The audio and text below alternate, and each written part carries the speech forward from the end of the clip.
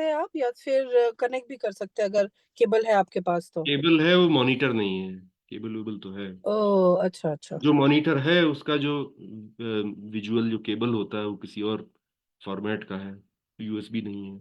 Adapter कुछ चाहिए लग रहा है।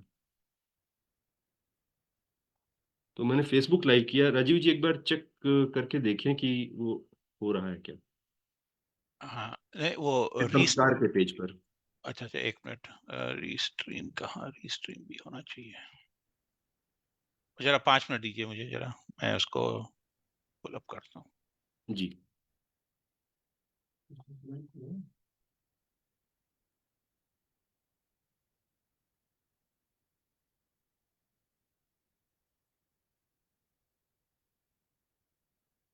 तो मनु जी आप ही कोई कीर्तन कीजिए ना। रामनाथ जी, मनु जी कुछ राम की संकीर्तन कीजिए कृपया।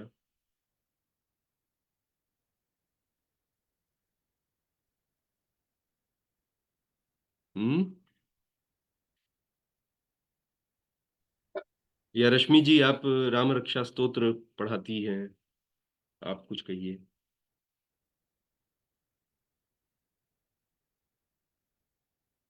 हम लोग 5 मिनट में आरंभ करेंगे।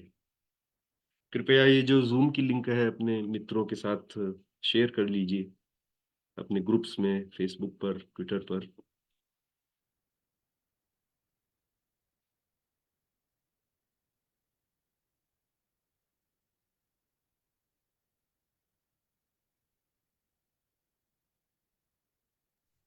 सर्वेश जी, आवाज ठीक नहीं है, लेकिन मैं प्रयत्न करूंगी। जो बहुत ही फेमस जो भजन है ठुमका चलाता, उसकी 2-3 जी पंक्तियां। अवश्य अवश्य।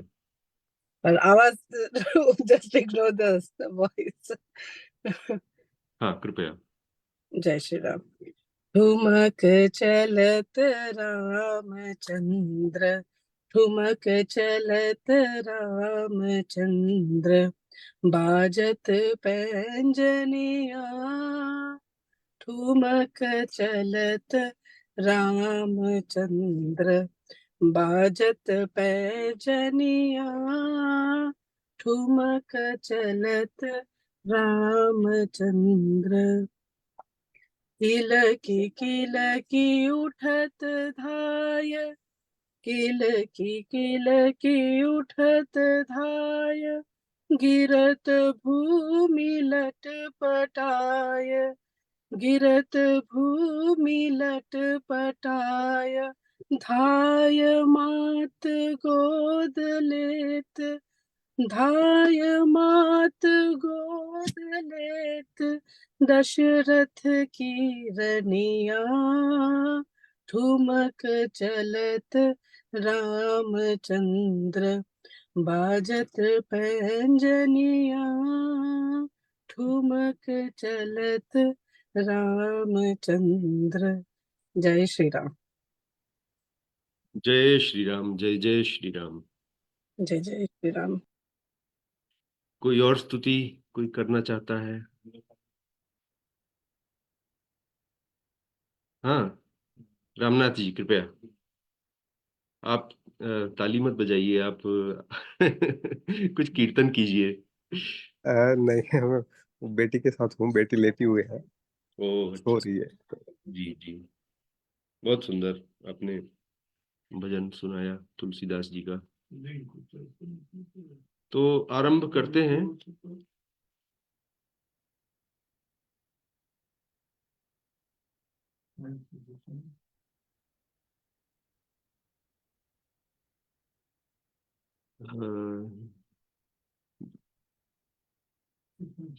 I want to stop sharing for one moment while I give some instructions.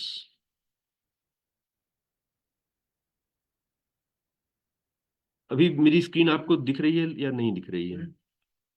दिख रही है? अभी नहीं। अच्छा, आपकी स्क्रीन नहीं दिख रही है, आप दिख रहे हो, तो आपका कैमरा ऑन है। जी I think you have to share. जी। I don't intend to, I wanted to first do दीप प्रज्वलन। अपना मंदिर है यहाँ, श्री माता दरबार सरस्वती जी अन्नपूर्णा देवी जी का मंदिर है। तो दीप प्रज्वलन से आरंभ करेंगे। तो अरुण भाई साहब, आप जरा कैमरा संभालिए और पिताजी आप जरा दीपक प्रज्वलित कीजिए।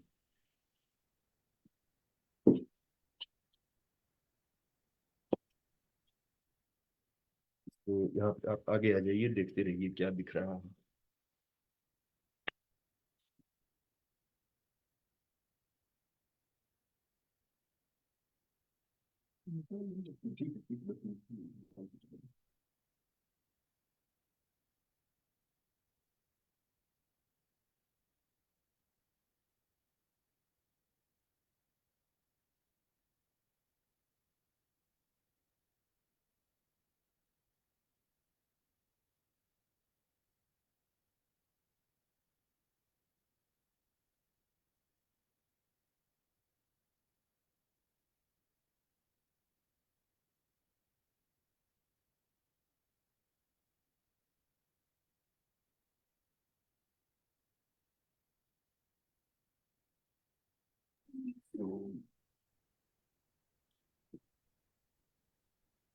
जय मां सरस्वती।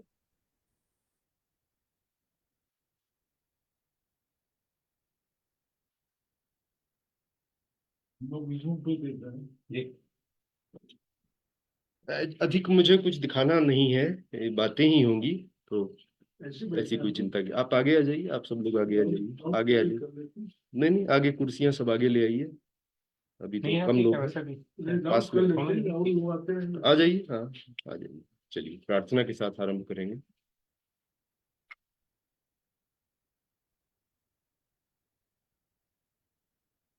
ॐ वर्णानामर्थसङ्घानां रसानां छन्दसामपि मङ्गलानां च कर्तारो वन्दे वाणी विनायको उद्भवस्थितिसंहारकारिणीं क्लेशहारिणीं सर्वश्रेयस्करीं सीतां नतोऽहं रामवल्लभां यन्मायावशवर्तिं विश्वमखिलं ब्रह्मादिदेवासुरा यत्सा त्वादमृषैव भाति सकलं रज्जौ यथा हेर्भ्रमः यत्पादप्लवमेकमेव हि भवाम्भोधे स्थितिर्षावतां वन्देऽहं तमशेषकारणपरं रामाख्यमीशं हरिम् रामाख्यमीशं हरिं रामाख्यमीशं हरिं।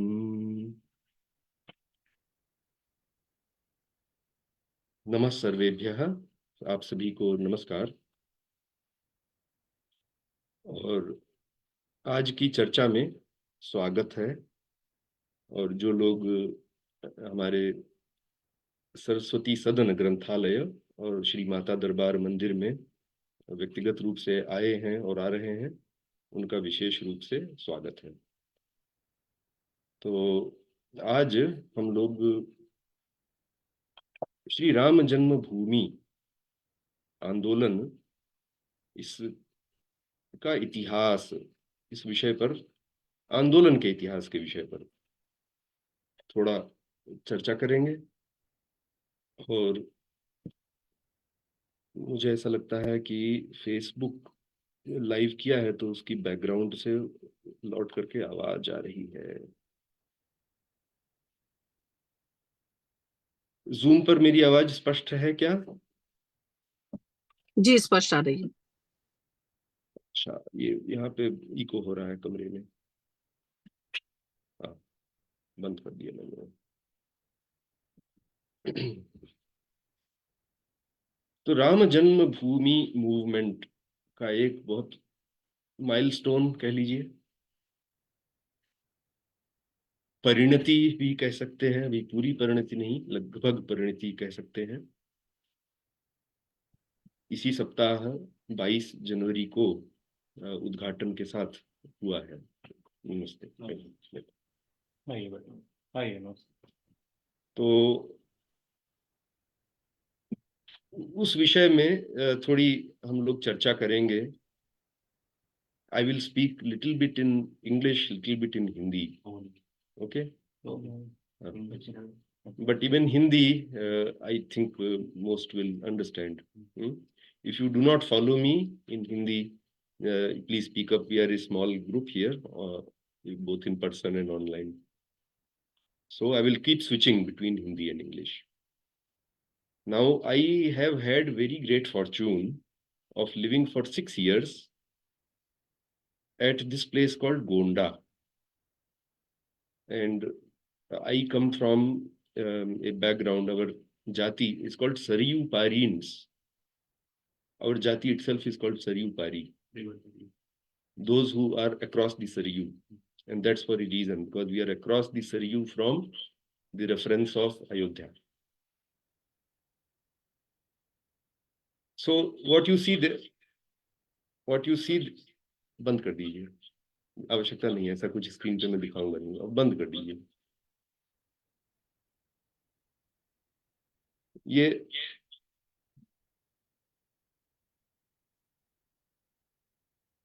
थोड़ा टेक्निकल डिफिकल्टी बंद कर दिया, आप बंद कर दीजिए, उनको नहीं हो रहा है उनसे. रूम में इको आ रही है क्योंकि फेसबुक पे भी लोग कनेक्ट कर रहे हैं, आवश्यकता नहीं.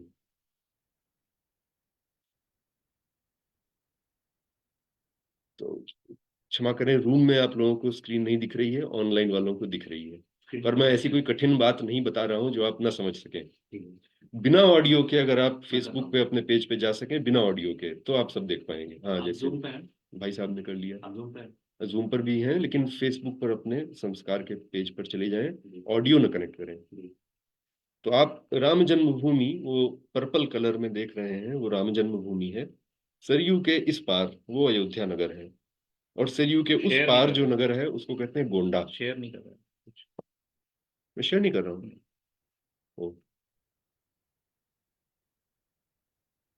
अभी मैं शेयर कर रहा हूँ. हम लोग भी सरयू पारी, आप भी सरयू पारी है. तो सरयू, तुलसीदास जी भी सरयू पारी ही थे.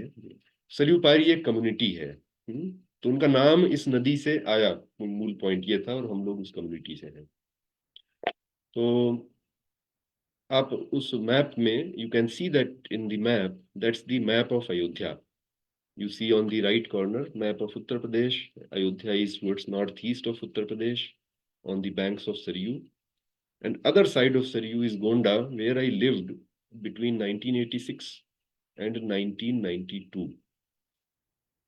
So I was in high school, 6th grade when I started. I lived at my grandparents' home, who was a very great Pandit. I spent 6 years there in Gonda, and that was the time when Rama Janma Bhumi Movement also had a lot of events, starting with opening the locks, which happened in 1986, as it happens, on 1st of February 1986, and December 1992, when final Kar Seva and demolition of the so-called Babari structure happened. So between these two milestones, those are the 6 years which I spent there. I was in 6th grade when I moved to Gonda to live with my grandparents. And 92 is when I left that place. And there was no Babri after that. So a lot of things happened which I have seen personally up close. All the events. Thank you. Akarshan ji ने screen लगा दी अभी, so people here in front of me can also see what I'm sharing. It's okay. आप आगे आ जाइए सब लोग, अभी पीछे कुर्सियां तो हैं, लोग आ जाएंगे, आप लोग आगे आ जाइए. So all the major events in our family, and just like in the families of all the people there, any major event, be it Mundan Samskara, Upnayana Samskara, wedding, or even the Antim Samskara happens in Ayodhya. And I would have visited Rama Janma Bhumi 100 times, maybe more even. Any small thing happens, we go to Ayodhya. Across the river, it's just, my home was 40 kilometers, less than 40 kilometers from Rama Janma Bhumi. So any small or big event, for example, after wedding, we have to go, the husband and wife, newlywed couple, has to visit Ayodhya, do the darshana of Ramakot. Ramakot is the campus of Rama Janma Bhumi. Rama Janma Bhumi is one temple in that whole campus. It is called Ramakot. Kota means fort, fort of Rama. And there are other temples, including Hanuman Gadhi and Sita Ki Rasoi and Rama Chabutra, and so many other temples are there. Nageshwar Mahadev. So, as it happened, I have personally been to that Rama Janma Bhumi temple when it looked like this. On the top left, bottom left, you see that mosque structure. I call it mosque, but if you call it mosque back then in Ayodhya, go there and ask for way to Babri Masjid, they will beat you up. I'm not joking. If you go, they will first correct you. They'll say, what is no? So structure became official language, but I'm saying if you visit Ayodhya in those days, I have with my eyes seen people getting beat up. Some journalist will say, I want to go to Babri Masjid. They'll say, call it Rama Janma Bhumi. And second time, if you still say Babri Masjid, you'll get a slap. That is how the feeling, strong Hindutva feeling, always was in Ayodhya.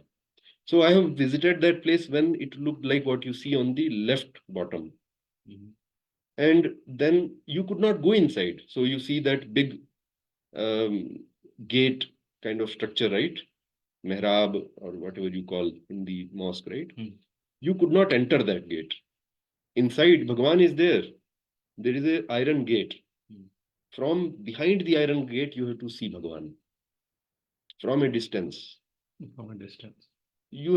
Small Bhagwan you can see only. From outside you have to see Bhagwan. You cannot go inside. So I have seen that situation also. And then in 1996, gates were opened. So I'll come to all those events, but all I'm trying to tell you in the beginning is, I have seen that when you could not see Bhagwan from inside that structure. Then I have seen the days when you could go inside the structure and you will feel so awkward. Bhagwan is sitting in this ugly building. It was very ugly building. This building is very ugly. And then I have seen the Kar Seva. When it happened, I was in high school. First Kar Seva. I had just given the exams of my 10th grade. 10th grade. I was in transition to the 11th grade. And then I had just left Gonda when this final Kar Seva, which demolished that ugly structure, a very glorious day in the very glorious day. You left in July. We'll talk, because there are a lot of people online also, they can't hear you. So,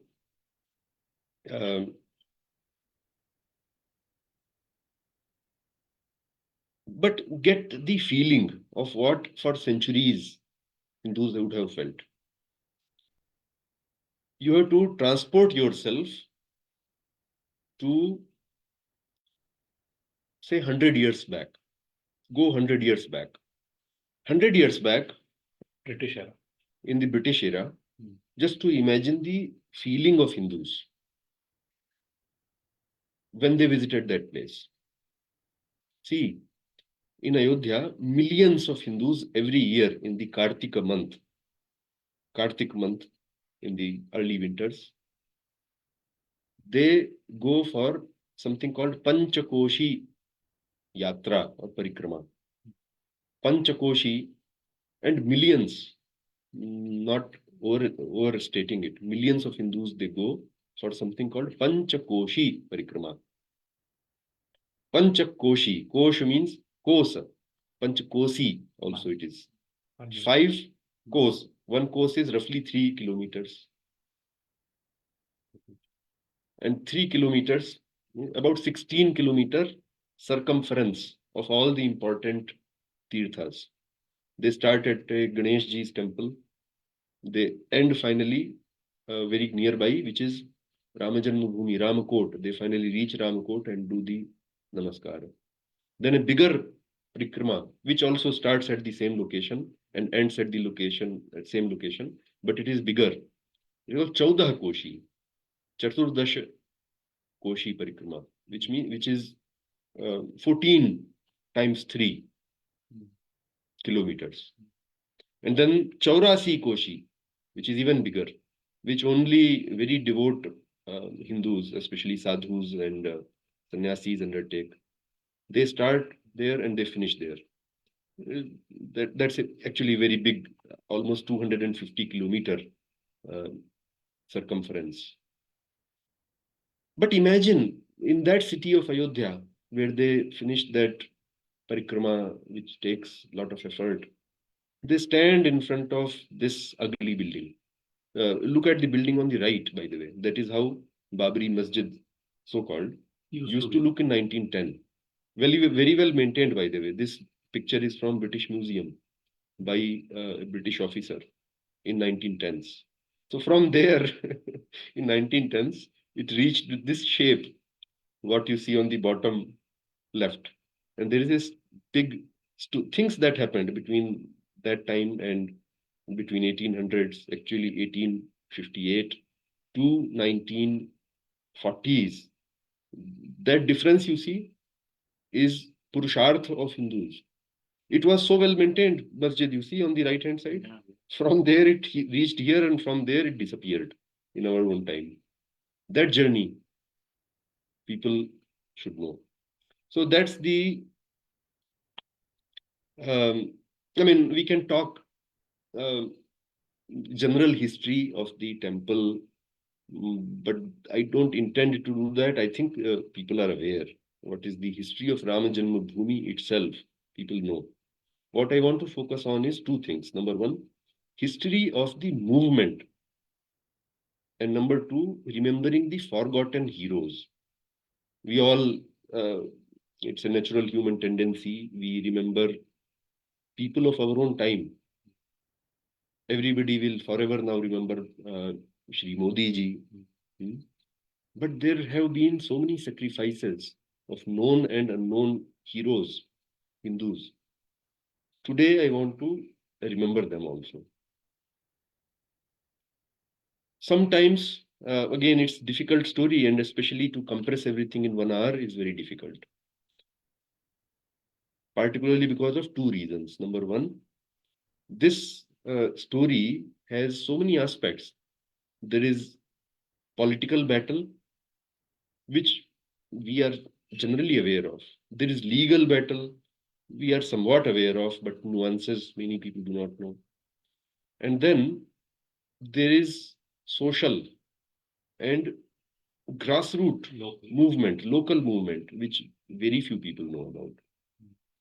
And then another challenge is in this narration, there may be politically incorrect things, and therefore we suppress them, don't talk about them.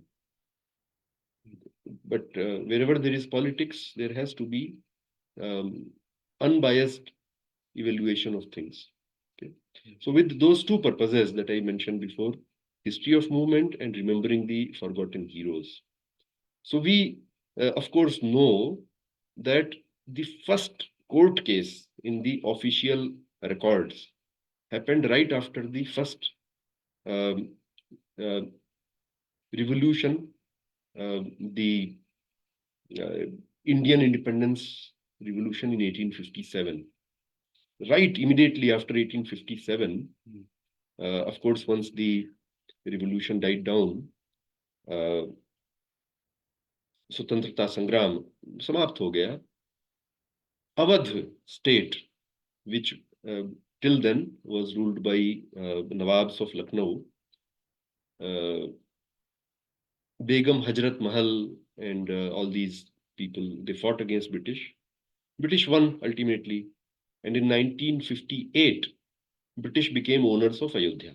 1858, British occupied fully, 1857 end or 1858 beginning, you can say. British became owners of Ayodhya, entire Awadh. And the very first court case was in that year. one sadhu, he filed a case for getting to build a chabutara. Actually, he wanted the occupation of the so-called Babri Masjid itself. But court said, so it was like this at that time. What you see on the right-hand side, 1858, right? So this sadhu, a Vaishnava sadhu, he filed a case saying it is our Rama Janma Bhumi. We should have unfettered right to worship there. And there is no namaz and all that. It is our mandir. So the judge has written, British judge has written that we agree that Babar demolished that temple and built a mosque here, but we cannot go back 350 years. Back then it was 350. 1528 is when supposedly Babar demolished that mosque. We can talk about those historical aspects a little bit later. But here he said 350 years back something happened. It is very sad that Hindus who treat that place as such an important center of their religion, they do not have a temple there. But I will allow a chabutara to be constructed. You continue your worship there. Hindus can continue. But I'm not going to allow you to build some other structure. Status quo. So 1858 is the first time that battle started. Then there is soon after that, there is another case that happened that Sikhs, Nihang, there is a sect within Sikhs called Nihangs. They are horse riding warriors. And Nihangs, they actually are inspired by akhadas of Hindus, but that's digression. We will not go there. They went there. They captured that place. They went inside. They performed Havan. And they wrote Ram, Ram, Ram, Ram all over the walls. And the Mutawalli is a Muslim officer. Mutawalli of that place, he filed a FIR in the British police saying that these 6 Hindus, he called them Hindus, these Hindu sadhus have occupied this place. Allow us to once again recapture, things like those. So in the statement, he doesn't refer to that as Babri Masjid. He calls it Janmasthana. Even the Mutawalli, the Muslim Mutawalli, he calls it Janmasthana. But in any case, that legal battle had been going on in 1934, actually. In 1930s, there was one very miraculous Pahalwan sadhu who was a Pahalwan before. His name is Baba Abhiram Das. In 1930, he came from Bihar. He came to Ayodhya. He was back then very young, in late 20s or early 30s. He is the first one in the modern times. Modern times, I'm saying. Near about our times. His picture you see on the left-hand side. Baba Abhiram Das. He started a renewed movement. By force, I will capture the mandir for ourselves, for Hindus. And he was a Pahalwan, like I said, very militant. He was from an akhada called Digambar Akhada. Digambar Akhada. Not Jain, no. Vaishnava. They are all Ramanandis. Digambar Akhada. So you might ask, what are these akhadas? No. Akhada is a congregation of saints, right? So it is Akhada is a place where usually those wrestlers, they meet and practice. That is not akhada. Actually, that is akhada. Yeah, that is akhada, but then that is the original akhada. Correct. Akhada is where wrestlers meet. Correct. जहाँ पे पहलवान कुश्ती करते हैं उस जगह को अखाड़ा कहते हैं. अखाड़ा कहा जाए. अखाड़ा वही है. अब क्या हुआ? थोड़ा सा हिस्ट्री में बहुत ब्रीफली जाएंगे. शंकराचार्य जी ने, आदि शंकराचार्य जी ने दशनामी सन्यासियों की परंपरा आरंभ की. Dashnami order. And he established 4 mathas in the 4 corners of India, 4 pithas and 4 mathas. Pitha, matha, slightly difference is there. In these 4, purpose was to spread dharma, Vedika dharma. So Sringeri in South India, in Eastern India, Jagannath Puri, in West at Dwaraka, and in North in Himalayas near Kedarnath at Joshimath or Jyotirmatha. Not near Kedarnath, near Badrinath actually. Joshimath town itself is called Joshimath. These 4 places. And then there are other pithas also he established, but these 4 were main pithas. Then he established 10 orders of sannyasis. They are called 10 because they carry specific name. For example, Sarasvati, Tirtha, Vana, Bharati, Parvata, like that. So that list of 10.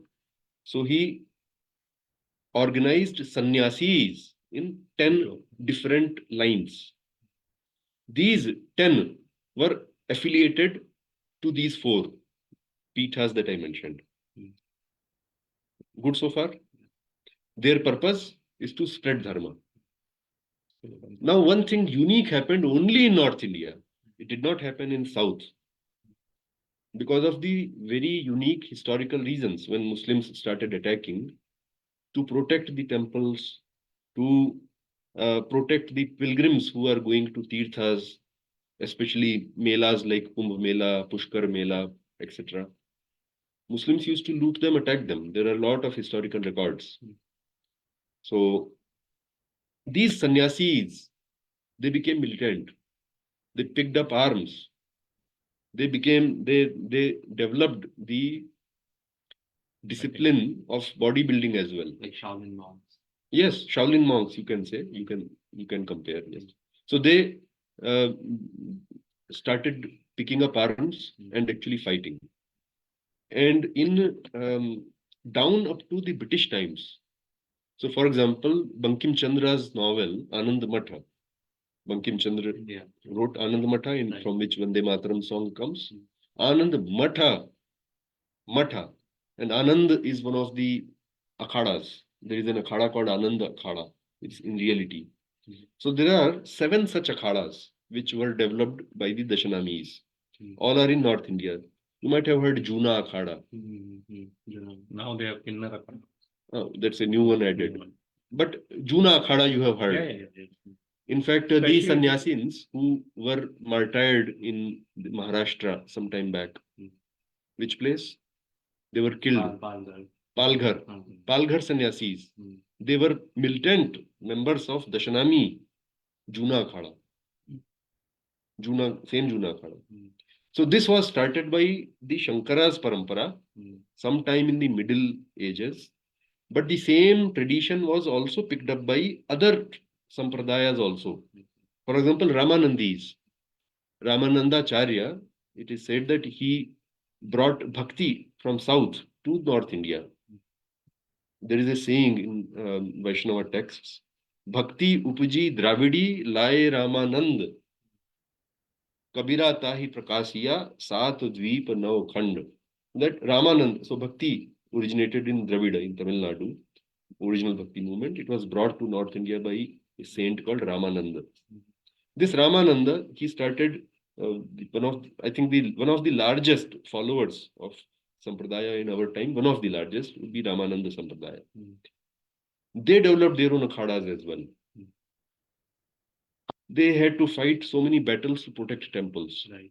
So some of these Digambar akhada, of which Baba Abhiram Das belonged, he belongs to Ramananda Sampradaya. Parallel, different. Tulsidas ji belonged to same Ramananda Sampradaya as well. Nirmohi akhada, another akhada, is also Ramananda Sampradaya akhada. But akhada is originally Pahalwan only, bodybuilders. These were sannyasis who did that for the purpose of that contemporary times. Now, Baba Abhiram Das, he started the movement. In 1934, there was a huge riot in Ayodhya. And sadhus captured that mosque completely. They destroyed all many things, including 2 inscriptions. There were 2 inscriptions which are mentioned by British people, which were on the minbar. Minbar is a feature of a mosque from where Mullah stands and gives lecture. On the minbar, on the side and in the front, there were 2 Persian inscriptions of a very old time. And a British wife of a British officer, the lady was a historian, Mrs. Beveridge. She has written, she was a historian. So she has written details of that inscription, citing another British officer who was locally posted in Ayodhya. But in 1934, those 2 inscriptions were destroyed by sadhus, Kada. Those inscriptions actually recorded that Babur had built that, destroyed the temple, built the mosque. One of the key evidence was that inscription. Muslims replaced that inscription with a new inscription after the riots. Anyway, we'll come to that in the legal. So that became a very important legal point. Finally, in the victory of the case in favor of Hindus in 2010, in Allahabad High Court. But going back, so that was one person, Baba Abhiram Das. We have to remember him.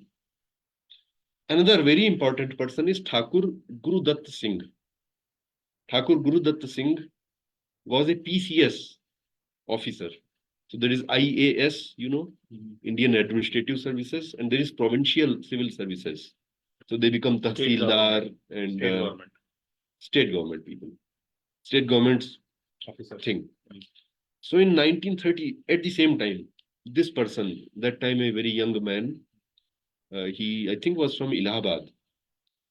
He passed that exam and he was posted in Ayodhya for some time. And it became, he was a very religious person. He used to take holidays and come to Ayodhya, live in a khada, spend, do satsanga with sadhus, live there. And he used to feel pained just like any other Hindu would feel pain. I was telling you, you do parikrama and ultimately you stand and prostrate in front of what looks like a mosque. You cannot even properly worship. This pained Thakur Guru Dutt Singh. And Guru Dutt Singh was not an ordinary person. He was a PCS officer. Ultimately, he was the Ayodhya's, Faizabad's city magistrate. He was posted later on, not at that time. And if you read his, talk to his family, they still live in that area. They would tell you, his son is still around. They will tell you about, they're aged people now, but they will tell you about commitment Guru Dutt Singh, Thakur Guru Dutt Singh gave to this, I will establish mandir. Any questions so far? I mentioned 1930s. We are in 1930s of the movement, where 2 individuals have, there are hundreds, thousands, maybe millions of Hindus who have that desire. But 2 leaders emerge. One is Baba Abhiram Das and another is Thakur Guru Dutt Singh. So when Baba Abhiram Das captured the entire structure, right? So was that local government took it back? Yeah. So one thing you should know is Muslims have not done any namaz and all that for a very, very, very, very long time. In the recorded history, Muslims have not done namaz in that so-called Babri Masjid. Right. Hindus would not allow. There are records, like I was saying, that if you go to Ayodhya in 80s, I don't know about now, and you say, where is Babri Masjid, they will beat you up. There are records, British records, which say that whenever any Muslim tries to go there for namaz, they beat him up. Ayodhya is full of Hindus. It's not, there is a very small Muslim population. But then why this order was passed by court that inner side will belong to Muslims and outside Chota belong to Hindus? That is in 18, that's correct. Why this order was passed? It was passed because they were saying status quo. So order was passed, but not implemented. So Hindus in 18, not in, since at least recorded history in 1858. We say 1858 because recorded history, authentic by British people, is available since then. Before that, it was Nawab of Lucknow's rule. There were riots even before then.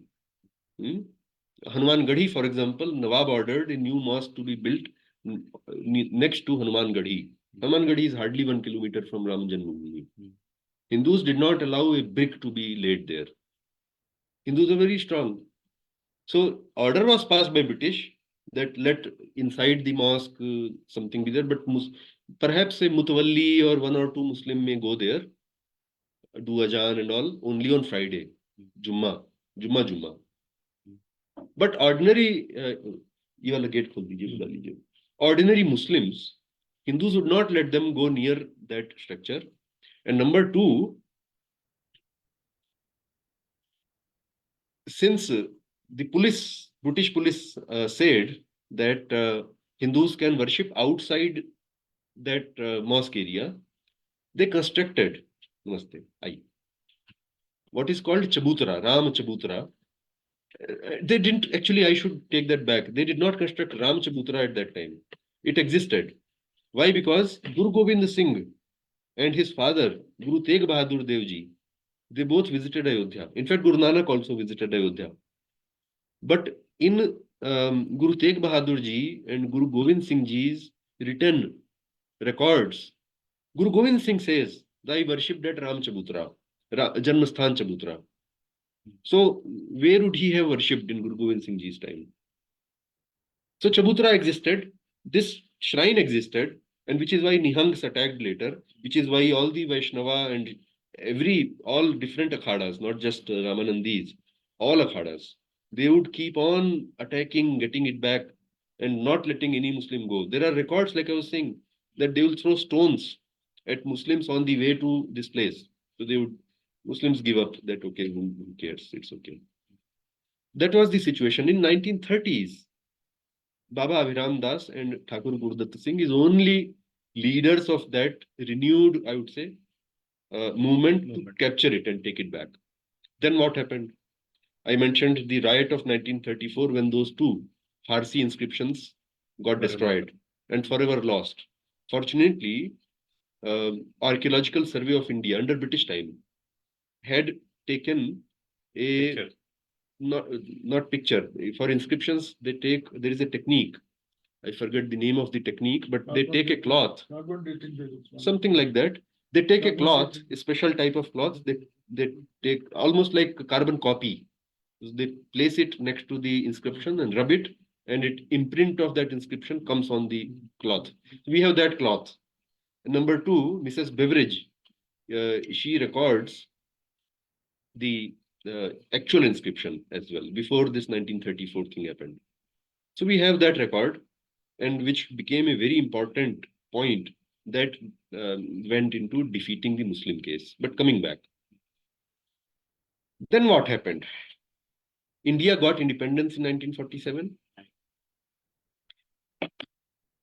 People forget that immediately after independence, we actually did free up many of these important shrines. For example, immediately after independence, in November of 1947, Somnath construction started.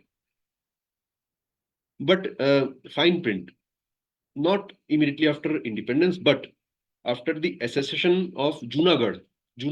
This location, Somnath, is in Junagadh state. Correct. Junagadh was one of the 3, Kashmir, Junagadh, Hyderabad. They did not, the king Nawab was pro-Pakistan, and referendum was done, Junagadh joined India.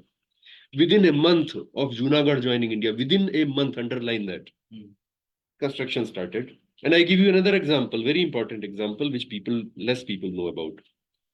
In Devagiri is one of the most important forts, capital of Yadava kingdom, from 7th century up to 13th century. Also called Daulatabad, where it is the same fort which was renamed by Tughlaq as Daulatabad, and he was moving his capital from Delhi to Daulatabad. So it's a huge place. I was there actually 3 weeks back, 3 or 4 weeks. Last month I was there. First week of January I was here. So there was a temple, Chandi temple. Devi Ji's temple was there. Yadavas had built it. And as natural, Muslims had turned it into a mosque. Within 1 month of, now this was in Hyderabad, Nizam's control. When Hyderabad became India, Hyderabad, you all know the history of how Hyderabad was forced to join India. Junagadh, I said Somnath, Hyderabad joined India. This was under Hyderabad, Nizam. Aurangabad was his second capital. Within 1 month, K.M. Munshi and Sardar Vallabhbhai Patel turned this into a mandir. Today there is a Devi mandir there. No Muslim can go there and offer namaz. Silently done, nothing. Our Indian army priest went and did Prana Pratishtha. Got a local artist to make a murti of Devi. Now it is called Bharat Mata Mandir. Bharat Mata. But it's Bharati Mata, it's Devi Sarasvati, I think. If you look at, I did the darshan, those are the pictures. And it's a beautiful, they didn't remodel it because it is, you know, it's, you look at the pillars, you look at the surroundings, it's temple. So you got Somnath, you got this, these are important temples. Why should we not get Rama Janma Bhumi, very important temple? So after independence, indeed, that is what Hindus felt. So immediately after independence, few things happened. In March month, near about March is my estimation, of 1949, one very important thing happened. 3 important people met, and I will keep going back to the place called Gonda, my native place, where I spent 6 years between the gates opening and near about destruction of that mosque. I left Gonda 6 months before the destruction. I was not there at that time. But Gonda is the heart center of this movement. I will keep reminding you of that thing. 3 people met in Gonda, very important people. Who were they? One was Swami Karpatriji Maharaj. How many of you have heard his name? You not? Yes, we have. Yeah. Swami Karpatriji Maharaj, also called Dharma Samrat. He was one of the most prolific Vedika scholars of last century. Very extremely learned, also very orthodox. Some of his views were politically incorrect. He is guru of Shankaracharya's, many of them, including Puri Acharya, today's Puri Shankaracharya, is disciple of Karpatriji. And he was very influential. He founded Rama Rajya Parishad. Rama Rajya Parishad, a political party he founded in 40s itself, for raising the Hindu issues in the politics. And after independence, people know less about it. In states like Madhya Pradesh and Rajasthan, this party, Rama Rajya Parishad, founded by Karpatriji, and he was alive at that time, it was the main political party against Congress. It was the main opposition party even in the Vidhan Sabha. It had more MPs than Janasangh. So for a minute, digest that fact. Rama Rajya Parishad of Karpatriji Maharaj, Rama Rajya Parishad, remember this name because we forgot these things, was the main opposition party in the Vidhan Sabha of Rajasthan and also in Madhya Pradesh. Janasangh was nowhere close. Later, it got merged in Janasangh. That's another thing. But Karpatriji, number 1. Number 2, Mahant Digvijay Nath ji, who is Parama Guru or Dada Guru of current head of Nath Sampradaya and Chief Minister of Uttar Pradesh, Mahant Shri Adityanath ji.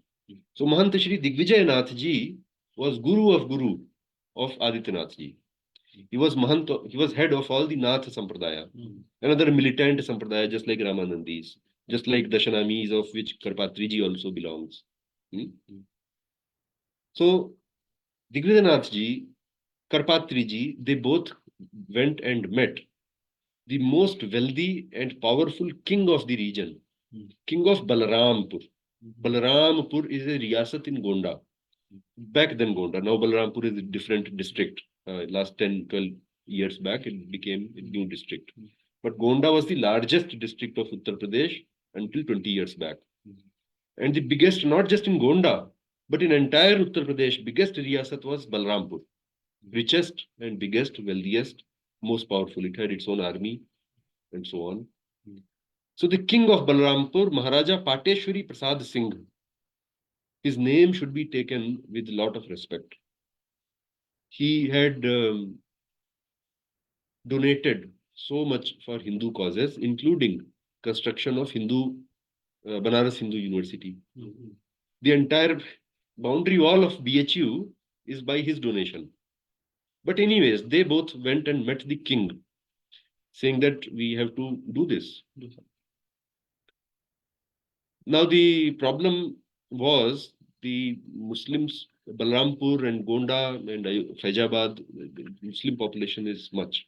Ayodhya, no, but surrounding areas, yes. And that's why the riots. Plus Nehru and all these things, politics, secular politics and all.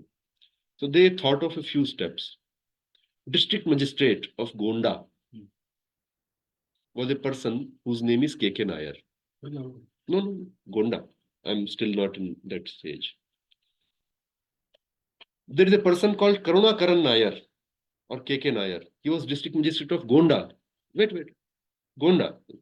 मैं पिताजी कह रहे हैं गोंडा के नहीं थे, गोंडा के थे. उनका ट्रांसफर करवाया गया Faizabad. He was district magistrate of Gonda at the time of this meeting I am talking about. When this meeting happened, when Karpatri ji and Digvijaynath ji went to Maharaja of Balrampur, district magistrate who had good relations with Maharaja, he was district magistrate of Gonda. In June of 1949, March this meeting happened, June he was transferred to Faizabad. June 1949 he was transferred to Faizabad. As part of the strategy. There is, it's a strategy. June of 1949 he gets transferred, and at that time his subordinate, the actual person who has been leading, is this person, Thakur Gurudutt Singh, already in Ayodhya. He lives in Ayodhya. That PCS. PCS. It's all setting the things in motion silently to get things done. Remember this.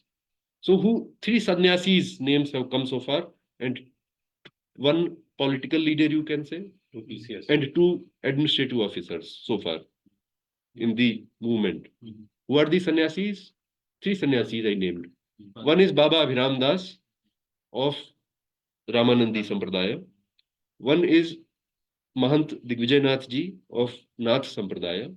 And one is Swami Karpatri ji, Shankaracharya Parampara. These three came together. Completely different Sampradayic Parampara. They came together. Two administrative officers who sacrificed their career for it. K.K. Nair. Karunakaran Nair, and I will talk about him more. And second is Thakur Gurudutt Singh. And who is political person? Maharaja of Balrampur. Maharaja Pateshwari Prasad Singh. Now, any questions from online before I talk about Nair Sahab? No? Okay. I told you that he was transferred in June, and he was transferred on purpose.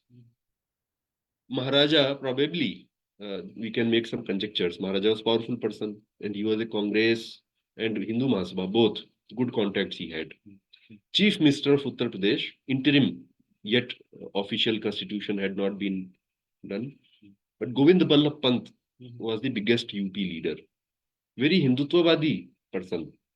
Congress of those times was not Congress of today. Keep that in mind. Okay? Hindutva was in politics in general. Even a lot of Congress people were very strong Hindutva people. Govind Ballabh Pant is one of them. Pant had a hand in getting Nair to the district magistrate of Faizabad in June of 1949. Then what happened? He was only 41-year-old, very young, 41-year-old IAS officer. Faizabad is one of the richest districts. His mother, he's a Malayali, he was from South India, he is a Kerala person. His native town is Alappi in Kerala, Travancore. His mother visited him in Faizabad आइए जी, आइए आइए आइए, खोल दीजिए, खुला रहने, दरवाजा खुला ही रहने दीजिए. हाँ, आइए. His mother visited. So just like any other pilgrim who will come, he arranged her to go around the temples. So she went for snan in Saryu, did the darshan of temples, and went to Rama Janma Bhumi. Like I said, parikramas are there. One of the parikrama is Ramakot parikrama, the smallest one. And then even smaller one is Antargraha parikrama. So if you don't have time, in half an hour you can do Ramakot parikrama. She did that. She came home and raged. She was very angry. She said, book my ticket. I'm going. I cannot live here. You are district magistrate and Bhagwan's Murti is not properly worshipped. Shame on you. He writes later that my mother told me, we spent money. He studied in London. Very learned person. We are very ordinary family. We got money to get you to London to study. You became district magistrate. And you can't do this. Then few things happened. Another anecdote you should remember is these two gentlemen, Thakur Gurudat Singh and Baba Abhiram Das. I already told they were both at the same time there. His son, Thakur Gurudat Singh's son, he recounts later. You can read his interviews. That they both used to have exactly same dream. Not allegorical dream, actual dream. Bhagwan Ram used to appear in their dream. They both, when they met for the first time, he's a sannyasi and he is an officer. Officer told sannyasi, I told you he used to live in the matha, etc. for once a year at least. So he once went and said, Babaji, a dream comes to me, recurringly. And the dream is that Bhagwan Ram is sitting in that mosque. Babaji said, I also get exact same dream. That Bhagwan Ram, not Murti, Bhagwan Ram is sitting in that mosque. And not once or twice, he repeats, that dream keeps coming.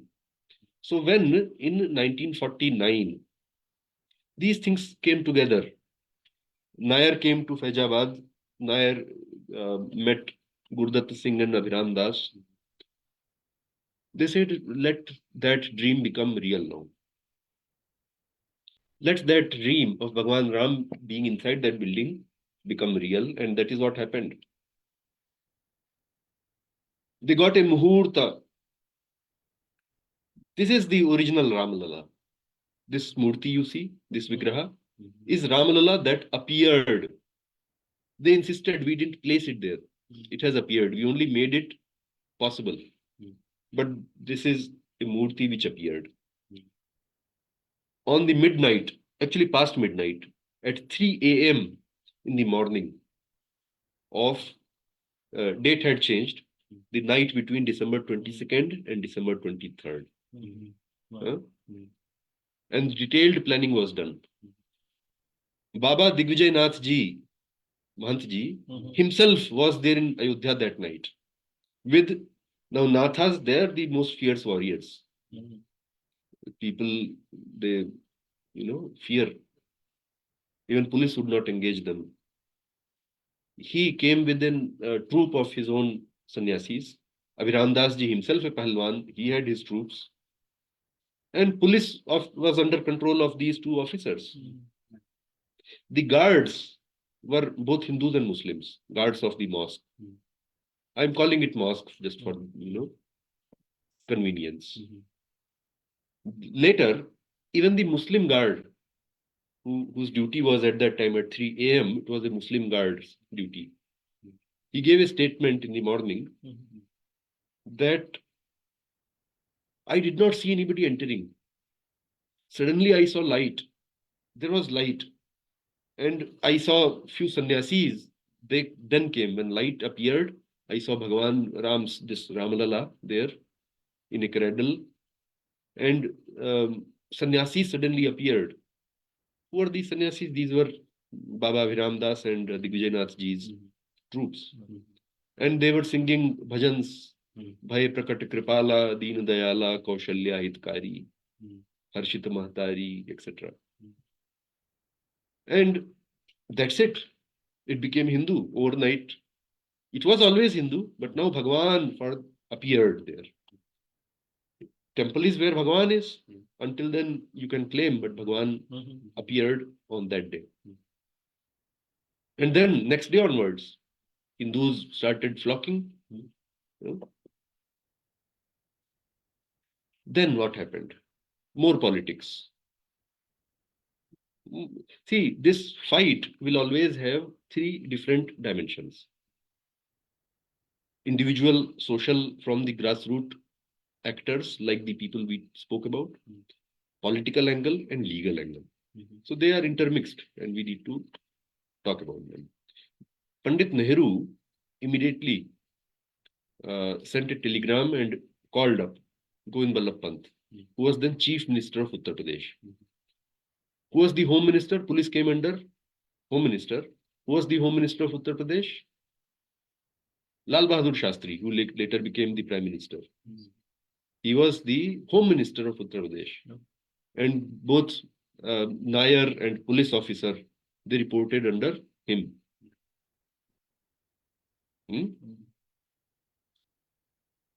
Pant didn't do anything. Nehruji said, remove that Ram Lala from there and revert back to status quo. Didn't do anything.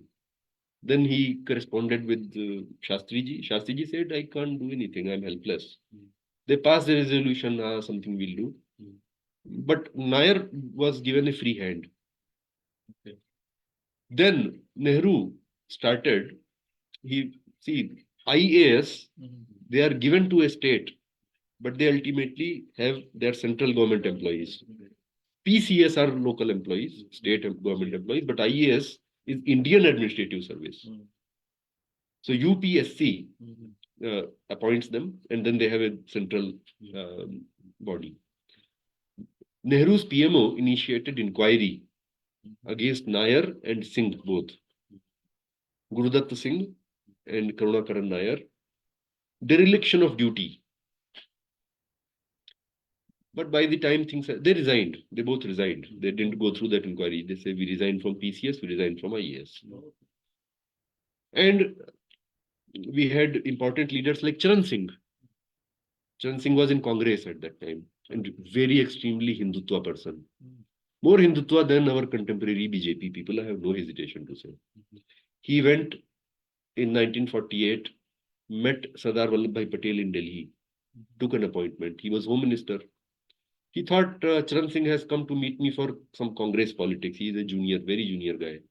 He said, you go meet Pant. He was Secretary of Pant at that time. Charan Singh was Secretary of Pant. He said, no, I want to meet you.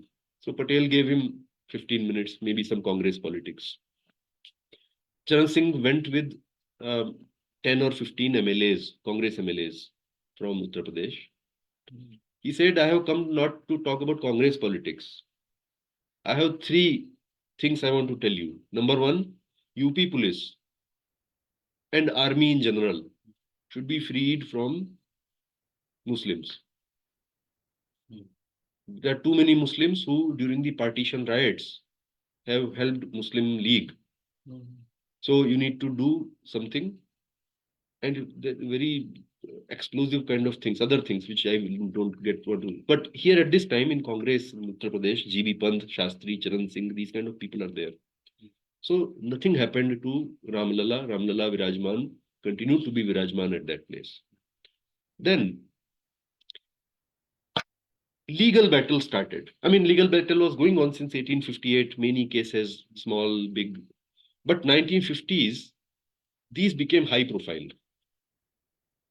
K.K. Nair, who resigned from IAS after having accomplished what he did, he was still 42-year-old. So he said, I want to study law. For fighting this case, he took admission in LLB. Can you imagine? Very learned man, he studied other things, but now he took admission in Allahabad University to study law. Next 6-7 years, he studied law. He was recently married. When his mother had visited Ayodhya, he was recently married a lady called Shakuntala Bisht, who became Shakuntala Nair. Shakuntala Bisht joined Hindu Mahasabha. I mentioned Ram Rajya Parishad. Now I am taking name Hindu Mahasabha. President of Hindu Mahasabha at that time, national president was Shyama Prasad Mukherjee. Jansangh didn't exist at that time. Jansangh came in 1952. Hindu Mahasabha. Okay, 1949-48.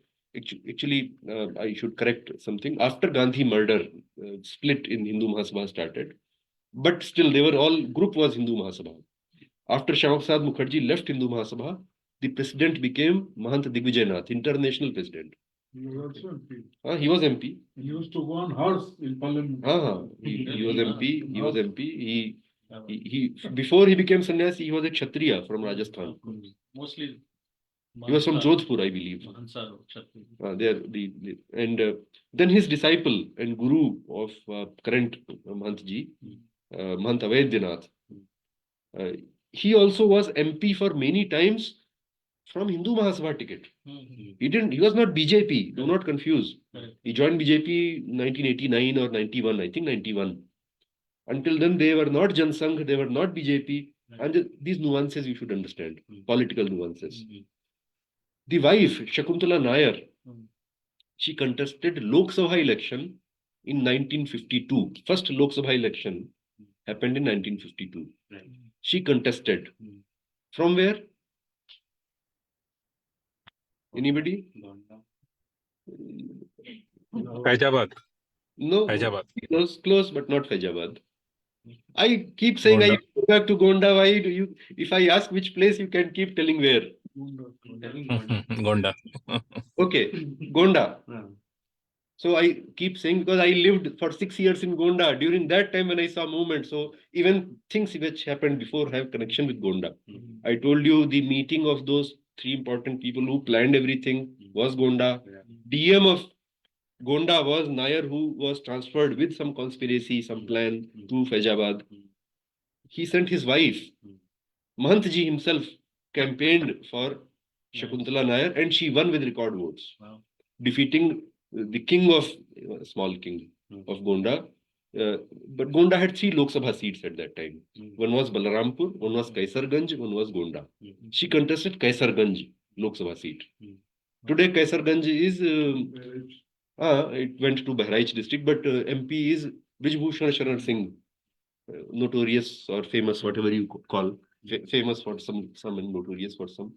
But it was that seat in Gonda, Kaisarganj, which is now in Bahraich. She won. And then she won from Hindu Mahasabha, I tell you. Hindu Mahasabha had 4 seats in that Lok Sabha, 52. More than Jansangh.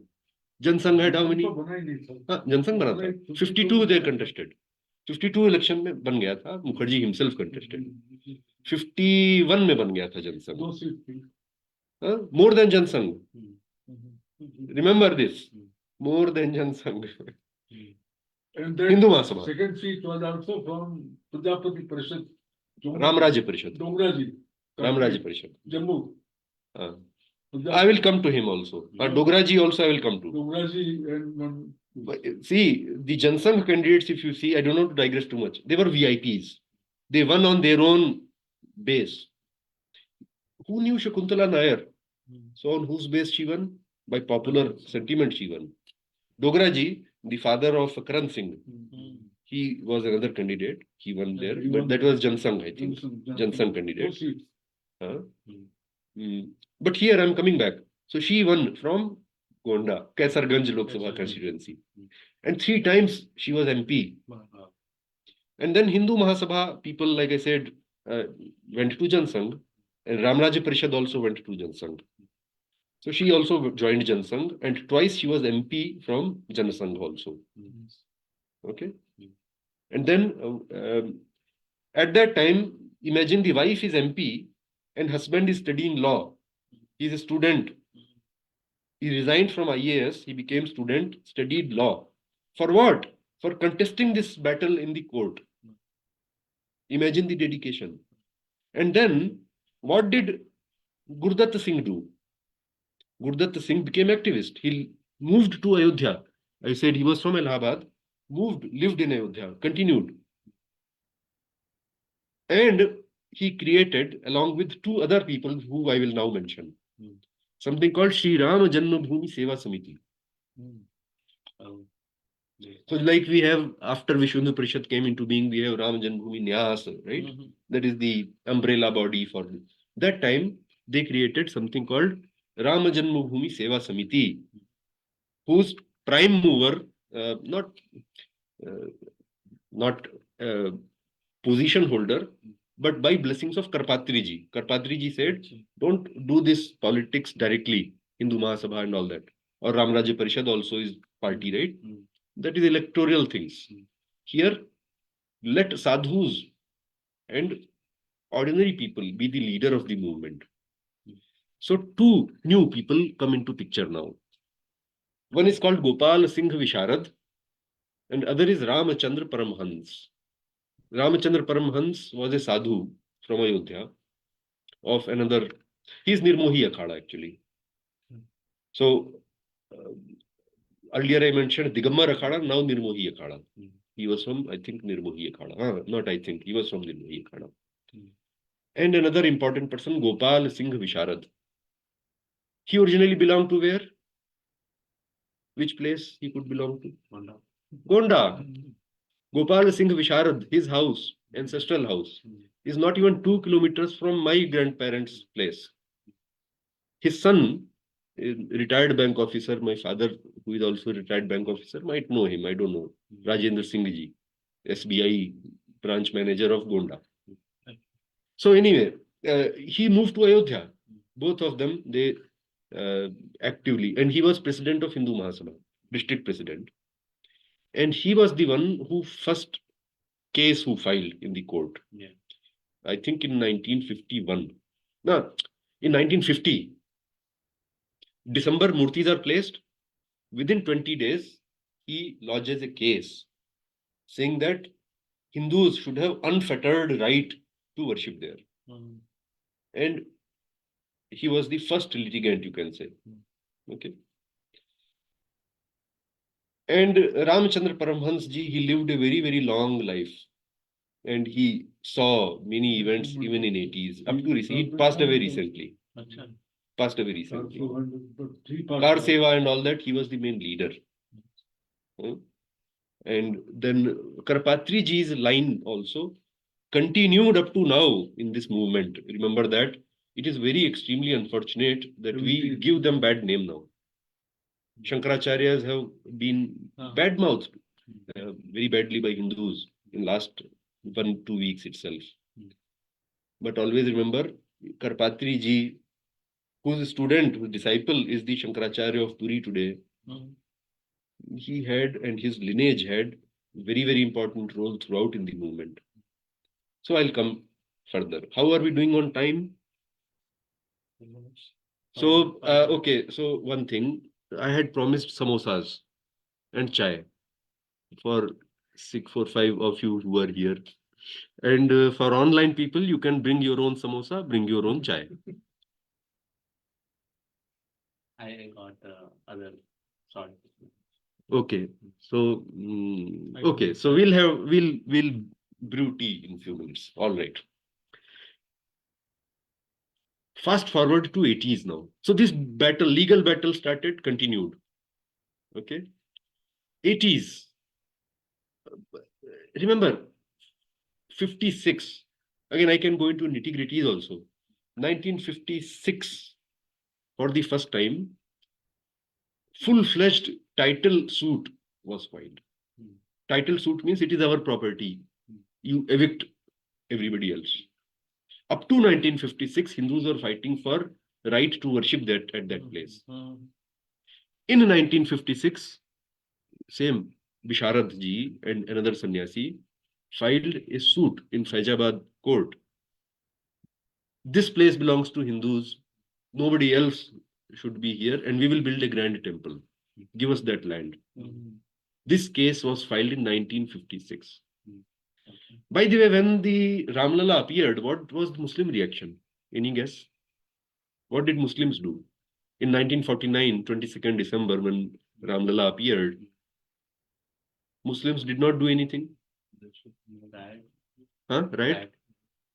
That's what of course they will say it's not true or something. I told you one Muslim, that was the guard who himself gave a testimony that Ram has himself appeared. He gave a written testimony in front of court. Yeah. Of course, his bosses were these people, but he gave a testimony written. 20 other Muslims of local Muslims of Ayodhya, 20, have a written affidavit in court. Of course, you can imagine Nayar and Gurdatta Singh were controlling city. 20 gave a written affidavit. We have no objection. It is Bhagwan Ram's Mandir only. If Hindus want to worship there, we have no objection whatsoever. Let them worship. One Muslim, his name was Ansari, came later. Ansari was a tailor whose son and grandson, they have been fighting the case. He died with his son.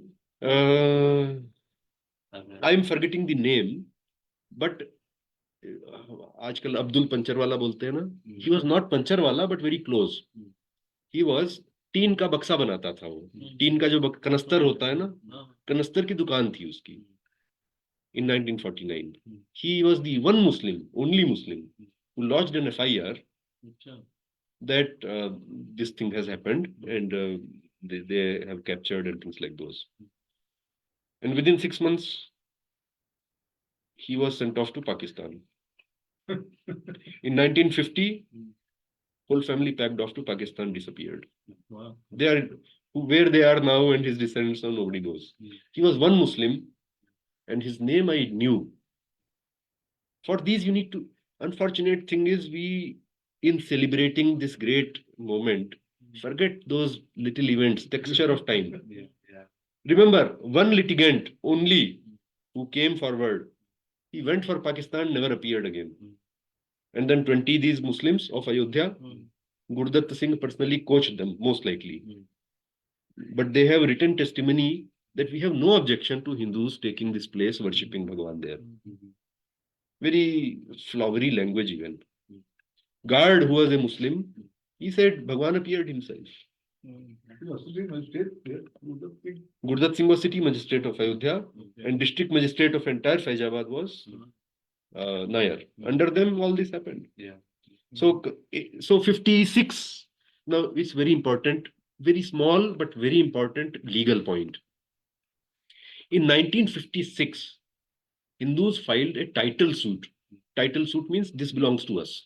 We are property, land and property belongs to us. 1956. Now, by the way, other Muslim parties were there. There is a Pheku, Sheikh Pheku. There is a rich person in Ayodhya. Real name. He fought case. There are other Muslims, Ansari he mentioned. There was a tailor then who was coached by big Muslim people, leaders. He said, he was died, but his son was there. His son also went. Blowing flowers. No, but by the way, these legal battles, they have passed on from generation to after Visharat died. Visharat died. His son, bank manager of SBI, continued to fight the case. Rajendra Singh ji of Gonda. Continue to fight. So Muslim also, Ansari he says, M.A. Ansari, his name I think is. So he was a tailor master in Ayodhya. He was coached by other Muslim people to fight. Did. Now, going back, very important but small but crucial point. 1956, Bisharat ji and other Hindus, they filed a title suit. 1961, Muslims filed a title suit as well. Why I mentioned 1956 and 1961 has a very crucial point which was used by Hindu party to demolish the Muslim title suit in Allahabad High Court. If, let's say you own a building, somebody else comes and starts living there, you have certain time period in which you have to object. If you don't, that place becomes other person's. Muslims, they filed the title suit After 5 years. 6 years, after 6 years. 7th year, they filed the title. Few months they missed. So, general law, I'm saying, in other states, in UP also, the current time, that period is 12 years. You have 12 years. Okay? But a brilliant lawyer called P.N. Mishra, senior advocate, initially in Calcutta High Court. Then he came to Allahabad High Court. P.N. Mishra. I'll come to P.N. Mishra in detail because he is one of the brilliant minds who has won us this case. No matter you give credit to others, but credit should first go, among other people, to P.N. Mishra. P.N. Mishra, he studied so many case files and he brought out British period Awadh case law. Awadh was a Suba under British, which included parts of Bihar and up to Allahabad and all this. Awadh. That in Awadh case law, that duration is 6 years, not 12 years. And he brought just one example when it was actually implemented also in a property case in 1800s. And Allahabad High Court, they agreed with him that 6 years should apply. It is Ayodhya. Awadh case law will apply unless you explicitly have some other law, which they didn't have at that time. So 6 years. And therefore Muslims, that's one reason why Muslims law. There are other reasons also. Coming back. Cases kept on going on. 1980s come. It is in 1980s that a lot of things happened when this activism, legal battle was going on. But few unconnected things finally came together. In 1983, actually I should go back, 1975 to 1979, in fact during emergency time also. When Indira Gandhi was Prime Minister, Archaeological Survey of India head was Professor B.B. Lal. And Professor B.B. Lal, he wanted to do excavation or archaeology of Ramayana and archaeology of Mahabharata. He was the grandfather of all Indian archaeology, current archaeology, modern archaeology. So for 5 years, he went to Ayodhya to do excavations. And he informed, he was Director General of ASI. He informed the political people what he has found. He published a book, I think in 1980. It is called Archaeology of Ramayana, something like that. I can be wrong with the title. It was an explosive book, explosive not in popular sense, but scholarly sense. He unearthed the basement of that temple. He dug just 5 meters away from that Babri wall, and he found some amazing things. He said there are 16 intact Kasauti Patthar pillars. Kasauti Patthar is a black stone, very, very high value stone, which is not found anywhere in 200 or 250 kilometer radius of Ayodhya. So his conclusion was, first, many things, but he said this stone was brought from somewhere else to craft this beautiful pillars. So it's an important temple. That's why somebody will import the stone. Otherwise, red stone or sandstone, other stone, local thing. And gave other proofs to prove that it is actually a temple. So scholars, historians, they came to know, and politicians, including Indira Gandhi, came to know. Indira Gandhi stopped that excavation in 1980, suppressed it. There were other reasons for it. Indira Gandhi was not very anti-Hindu, quite honestly. His entire emergency period, if you see, it was more anti-Muslim than anti-Hindu. Forced Nasbandi, etc., that Sanjay Gandhi used to do, was targeted against whom? Entire Purani Delhi, clearing up Lal Killa. Lal Killa, he bulldozed.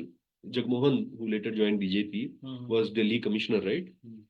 Jagmohan and Sanjay Gandhi, they cleared the entire Lal Killa. I'm saying Lal Killa, Jama Masjid. Jama Masjid area, all slums removed.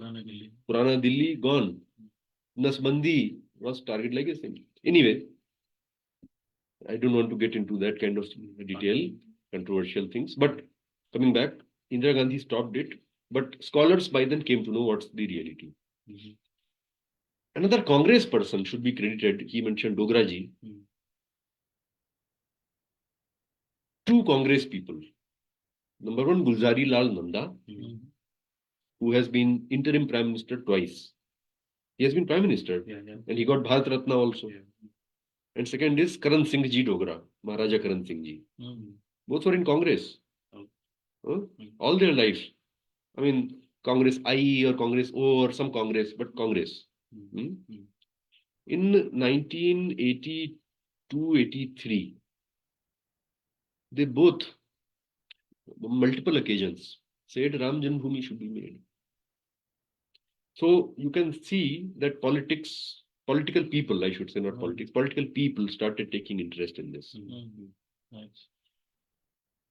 83, Vishwa Hindu Parishad existed already since 60s, but dormant. 83, Vishwa Hindu Parishad started some activities. Ekatmata Yatra was started in 83. Okay. Mahant Avedinath Ji. And there is another saint, Devaraha Baba. Some of you might have heard his name, Devaraha Baba, very miraculous Baba. Live on tree. He used to live on raised machan. He never get down on the. So there was a Dharma Sansada organized. Devaraha Baba was president of that Dharma Sansada. All important sannyasis were there. Avedinath was the main brain behind it. They all declared that we want Rama Janma Bhumi. Rajiv Gandhi came to power in 1984. He became Prime Minister. 84, right? General knowledge, everybody knows that Shah Bano case happened. And but slow down and understand the texture of time. Rajiv Gandhi, in 1986, started something else people do not pay generally attention to. Ramayana serial on TV, on Doordarshan. It came when Congress was ruling, right? And if you think they are all that secular, can you really see that on a state television? There was no private television then, right? 86, Ramayana serial is being telecast, and it was again under Rajiv Gandhi that Mahabharata serial also was telecast. And not just telecast. Ramanand Sagar was approached by Chief Secretary of Ministry of Information Broadcasting. SS Gill, his name was. And there were all seculars in the ecosystem, right? Father of this lady, what is that NDTV lady? Wife of another. Sagarika Ghosh's father. He was head of Doordarshan. But all objections were overruled because political will was there. So Rajiv Gandhi allowed or promoted even Ramayana. There was a Ramayana Mela which was organized in Ayodhya. One of those, I think it was in 1986 only. 1986. Ramayana Mela, huge event. All sadhu sannyasis were brought. It was government event. And Chief Minister, who was Veer Bahadur Singh, he inaugurated that Mela. So all that happened within 1 month. So you still have the Bhagwan inside, but it was closed, locked. Within 1 month. So this thing happened in December, this Ramayana Mela. On January 20, Ramayana Mela happened in 1985, December. 1986, January 22nd, a lawyer, local lawyer of Ayodhya or Faizabad, his name is Umesh Chandra Pandey, UC Pandey, Umesh Chandra Pandey. He is also a journalist and he is a lawyer. He files a case in the local court, Faizabad court, saying that why that door is locked, it should be opened. 22nd January, he files the petition. On the 1st of February, which is within 1 week, hearing was there. I mean, do you think that hearing happens within 7 days of your filing a petition for something which is not urgent? Was it urgent to open the door, which was logged for so many years since 1949? In 86, somebody files a petition in a local court and is given hearing within 7 days. In the afternoon, in fact, I should have a picture, very interesting picture. I have it. I just don't have it in my PowerPoint. On 1st of February of 1986, Faizabad Session Court hearing happens, which lasts less than 2 hours. Picture is, local news reported that there is a beautiful monkey sitting on top of the judges, not judges, the court's top roof. And pictures were there in the Hindi newspapers of that time. And he kept very still. Monkeys, they don't 5 minutes, 10 minutes, they will move. He kept still, holding the Indian national flag, which was on top of the court. 2 hours that hearing lasted, only 2 hours. In which district magistrate of Faizabad and superintendent of police of Faizabad both personally appeared. Sarvesh जी जी, आप अगर slide में कुछ नहीं दिखा रहे हैं तो आप अपना ये you can show your face, no मतलब यू कैन मेक योर, हाँ, my face, okay. Is it better? या better. So, I just want you to pay attention to this little thing. It's a chota mota case, it's not a big deal, right? PIL filed by a local lawyer in Session Court of Faizabad. Date given within 7 days of the petition filed. Hearing happens. In the hearing, district magistrate and superintendent of police both appeared. They don't appear, they don't have to. They were, they can send somebody. Judge asks him, if we open the doors, will there be any legal repercussions? Will law and order repercussions? And they say one sentence, no, everything is fine. We have enough police. No problem. And less than 2 hours, judge orders open the gate. Locks gone. 1st February 1986. Now, if you believe that it doesn't have any political hand behind it, some political hand behind it. In the same year, 1986, within, I think, July, 4 or 5 months, Ramayana serial starts. Within few months, Shilanyas demand was made by Sadhu Sannyasis. It is granted. They are given a land to do a Shilanyas. Not only that, Home Minister of India goes and attends the Shilanyas. Bhuta Singh. Bhuta Singh was at that time Home Minister. In fact, Rajiv Gandhi was going to attend as well. Something happened. And then in 1989, when the election started, which Rajiv Gandhi lost, VP Singh came after that. Do you know which city did Rajiv Gandhi start his national campaign for Lok Sabha 1989 election? Gonda. Okay, this time it is not Gonda. It is Faizabad. Ayodhya didn't have big enough ground. So he starts his national election campaign from Faizabad. And in that speech, Rajiv Gandhi mentions Rama Rajya, that we are fighting for Rama Rajya. I just want you to not brand anybody Rakshasa just because they are Congressis. Okay? In my personal estimation, and there is all evidence that things happened after that which changed the direction of Congress. Congress was secular, not anti-Hindu, up in Rajiv Gandhi's time. Okay. Now, 89 election he lost, but before then one important thing happened. 1983, when demands are made, Avaidinath I mentioned, other Mahants I mentioned. One very serious thing happened. There was a judge in Allahabad High Court, very senior person, called Devaki Nandan Agrawal. He retires. In 1983, he retired. when he retires, just before he retires, certain case files come to him for related to this Janma Bhumi.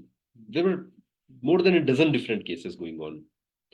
In a title suits themselves, there were so many, but outside title suits, there were so many cases. So Babu Devki Nandan Agarwal, the retired justice now retired, he got copies made before he died. He copies made of thousands and thousands and thousands of papers, brought them home. And he says, this is my retirement project. Next 6 years, he studied the entire legal case and came up with, in 1989, 6 years, something really explosive. I mentioned P.N. Mishra, he did something legally explosive.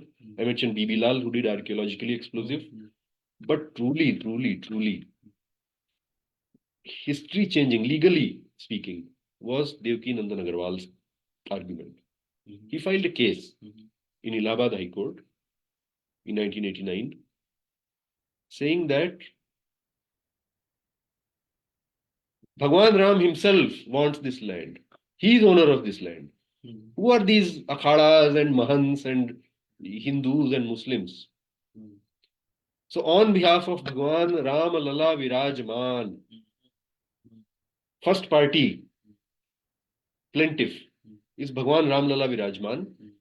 Second plaintiff is that land itself is also a party. That land is not a land, it's a devata.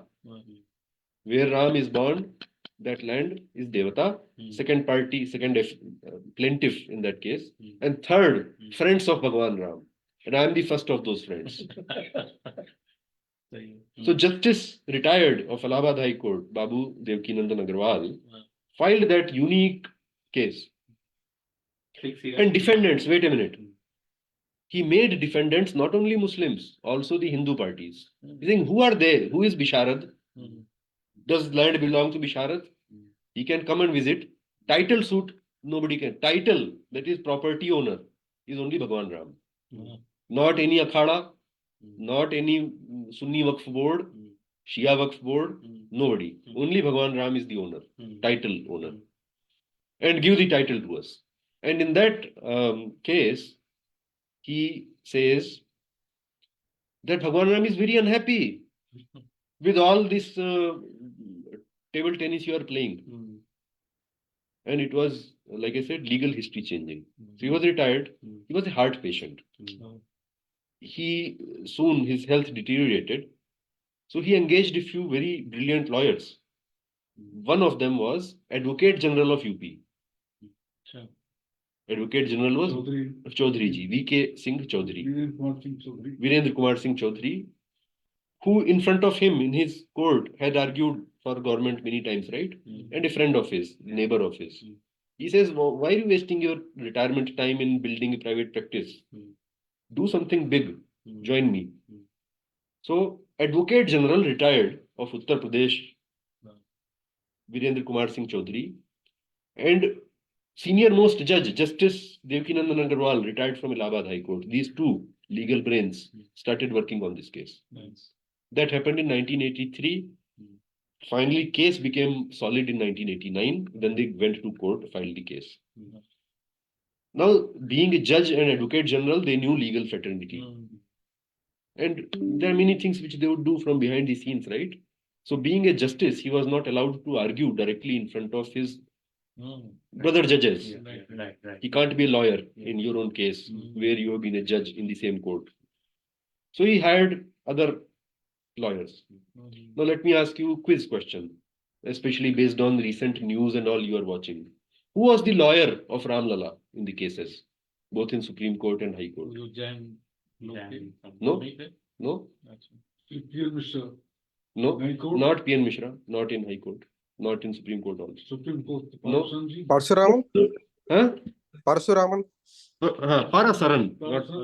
Sorry, Parasaran. You got half the answer, right? Supreme Court, yes. But 20 years the case was fought in High Court. Who was the chief advocate of Ram Lala in High Court? Who can tell me? I was hoping for an easy answer because that's what. Ramji ke mitra. हाँ कौन है वो? उसका नाम क्या है? Friends तो Devkinandan Agarwal, but lawyer कौन है कोर्ट में जज के सामने खड़े होकर के कि I am advocate of Ram Lalla, my client is Ram Lalla himself, वो कौन बोलता था? Ram Lala has appointed me. He is paying me 1 rupee every year for this job. That Karnataka guy, I forgot his name. Okay, you are right. You are right. You are right. But I was hoping for a wrong answer, which everybody is giving these days. Everybody says Ravi Shankar Prasad. No, no, he was. No. Ravi Shankar Prasad himself says, I was Ram Lala's lawyer. No, he was not. He was not, but he himself says. I can show you video where he says, I was Ram Lala's lawyer. His client was Suresh Das, Mant Suresh Das of Digambar Akhada. Ravi Shankar Prasad, who was law minister under Modi ji, he claims that he was Ram Lala's lawyer. And even if he doesn't claim, I mean, I'll give him benefit of doubt. Others of BJP, they give that glory to him. He was not Ram Lala's lawyer. As a matter of fact, strictly speaking, he was fighting against Ram Lala. Because Devkinandan Agarwal was the plaintiff of the case. Defendants were Akhadas, including Suresh Das. So Ram Lala's lawyer was person A, I will name him. And lawyer of opposite side was Ravi Shankar Prasad, lawyer of other party, defendant party. Akhadas, he was fighting for Suresh Das. Now, who was the lawyer? There are two Karnataka people who have permanently written their name in this movement.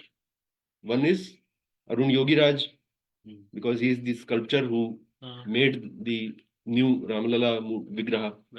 So he permanently founded his name as Pejawar Swami, is it? Huh? Pejawar Swami. No? Another guess anybody wants to make? The Acharya, the ego, he's died anymore. He's not anymore, but he was. K.N. Bhatt. Yeah. Okay. Sorry. K.N. Bhatt is the name of the lawyer. He's from Mysore. How he was hired from all that you don't unnecessary information. But Devkinandan Agarwal hired a vakil from Mysore to come every week to Allahabad and Lucknow and fight the case, and he did. He didn't even charge money. It's not comfortable to travel so frequently from Mysore. Sometimes more than once a week. Both Agarwal ji and Chaudhary ji, they were living in Allahabad. Case was being heard not in Allahabad, in Lucknow. Lucknow bench was hearing because Faizabad comes under Lucknow jurisdiction. So in advanced age, he was in 70s. He used to travel to Lucknow by train. अब कितना कष्ट लेकर के वो case लड़ा. No limelight, no glory. Most people don't even take names like Devkinandan Agarwal. He's the one who created the case. Everybody is taking his name. I don't think it's not that much. Everybody takes Modi ji's name. Everybody is taking his name. VKS Chaudhary, who takes Chaudhary? Everybody knows he was Sanchalak. छोड़ दीजिए. Leave it. That's okay. That's okay. That's fine. Takes name. That's all right. That's all right. That's fine. So takes name. Okay, I take that back. They take name. All right. No problem. Small point. So quietly reacting with Ashok Singh Ganji many times. He was consulting with. He was consulting. Everybody was consulting. Everybody is recognizing him.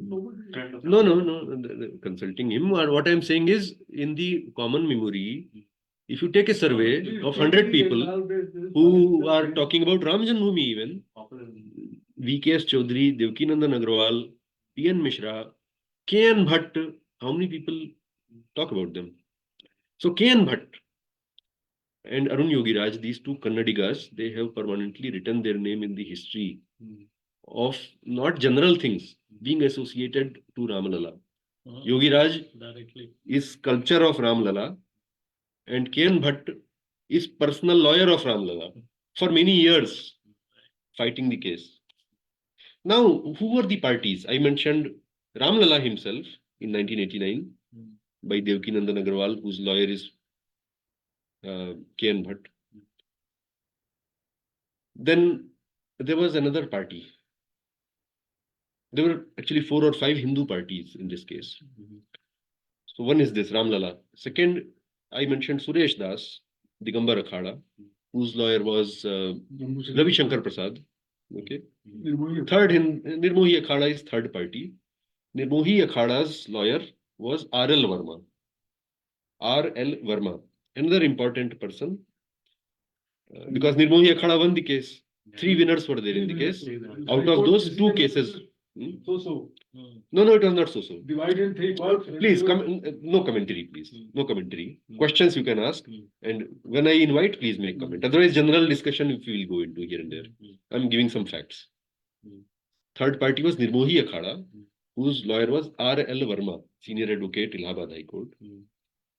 Fourth party, and very important party, and quite honestly, from historical perspective, if you read the order and the case file, the most important party that helped win the case is called Rama Janma Bhumi Punaruddhara Samiti. Rama Janma Bhumi Punaruddhara Samiti, founded by Shankaracharya ji, and whose lawyer was P.N. Mishra. P.N. Mishra, Ranjana Agnihotri. Ranjana Agnihotri has gone on to become Supreme Court's very successful lawyer in Sabarimala case and other cases, mostly Hindu things. P.N. Mishra, however, deserves special mention as a lawyer. So in Allahabad High Court, there is about 7,000 or 8,000 pages of total case file. Judgment itself runs into, I think, 3,000 or 4,000. Total judgment. Summary itself is 800 pages, etc. P.N. Mishra, you can imagine how much important he was. Hearing in the court happened for about 90 days. 90 days actual hearing happened between January and July of 2010. Out of 90 days, 50 days, the lawyers of Muslim party, Sunni Waqf Board, Shia Waqf Board, etc., they argued. Babri Masjid Action Committee. 50 days. 40 days, the Hindu party lawyers argued. I mean, these are the numbers you can see by the case diary. 40 days, Hindus argued. 50 days, Muslims argued. Within 40 days, 24 days, P.N. Mishra argued. So you have to give him lion's share. Not only coverage given, and now who decides? Judge decides. Because he shuts down somebody who is talking nonsense, right? P.N. Mishra in High Court got 24 days out of 40 days for all Hindu parties. And it is one lawyer, P.N. Mishra, who also spoke the most in Supreme Court as well. When the case went to Supreme Court, Parasaranji took over the role from Bhattji. K.N. Bhatt transferred the case to Parasaranji, who was Solicitor General at one time, who resigned from the UPA. He was UPA's Solicitor General. He resigned because of differences on Rama Setu issue. And he was advanced age, 80s. He was in his 80s. So Mishra ji says in his interviews, and Parasaran also acknowledges, that Mishra is a young man. I mean, he's in late 50s, early 60s now. Parasaran is in 80s and so well-known lawyer, Solicitor General of Government of India. So Mishra ji would go, Parasaran invited Mishra, come and meet me. He's big lawyer, he's small lawyer. He goes, touches his feet, Parasaran's feet. Parasaran says, hey Mishra, I read your arguments. Brilliant arguments. So I have taken over from Bhatt, but I don't want you to transition to somebody else in Supreme Court. You continue. So I will argue on Ram Lala's behalf. You are on the opposite party, but now we are on one party. In Supreme Court, they were all one party. They filed the case together. Even Allahabad High Court merged all the cases. But once the order came, Allahabad High Court gave land divided in 3 parts. 1/3 to Nirmohi, 1/3 to Bhagwan Ram Lala, 1/3 to Sunni Waqf Board. It was not so. I will come why it was not so. It was very important judgment. Only operating part was the disputable. The rest of the 3,000 pages is the real judgment. That's not, even the judge, Justice Sudhir Chaudhary, who gave the judgment, the main judge, he also knew that everybody will go to Supreme Court, who will not go. So that's okay. I'll come back to that. But what I'm saying is P.N. Mishra's contribution. Parasaranji allowed P.N. Mishra to be in the driver's seat. There were other lawyers also. R.L. Verma still went, Nirmohi Akhada, he was still represented, R.L. Verma. Muslims, they changed the lawyer. In High Court, their lawyer was Zafaryab Jilani, the biggest. From his 20s, this guy, he's a Lucknow based person, he's fighting this case. And he died fighting this case in local Faizabad court. Then he himself went to Allahabad, then he went to Delhi. So Zafaryab Jilani, up to High Court. In Supreme Court, Jilani was there, but they hired Dhawan, Rajiv Dhawan. Rajiv Dhawan was the main lawyer. Rajiv Dhawan was the main lawyer on Muslim side. Okay, now, again, BJP people say things like this. Parasaran was also UPS counsel only. So, why you single out Rajiv Dhawan as UPS counsel and not Parasaranji, who was also UPS counsel? Both were UPA counsel. But in this case, Parasaran fought on temple side, Dhawan fought on mosque side. Okay, both were UPA counsel only for many years. So don't say Dhawan was UPA, but Parasaran was not UPA. Parasaranji was also UPA only. He was never BJP. Okay. Now, P.N. Mishra. Then one more party, Hindu party. Hindu Mahasabha, Bisharatji's case. Gopal Singh Bisharat, as Hindu Mahasabha, he had filed the case, and Hindu Mahasabha had been there. Who was the lawyer of Hindu Mahasabha in Allahabad High Court? Jainji.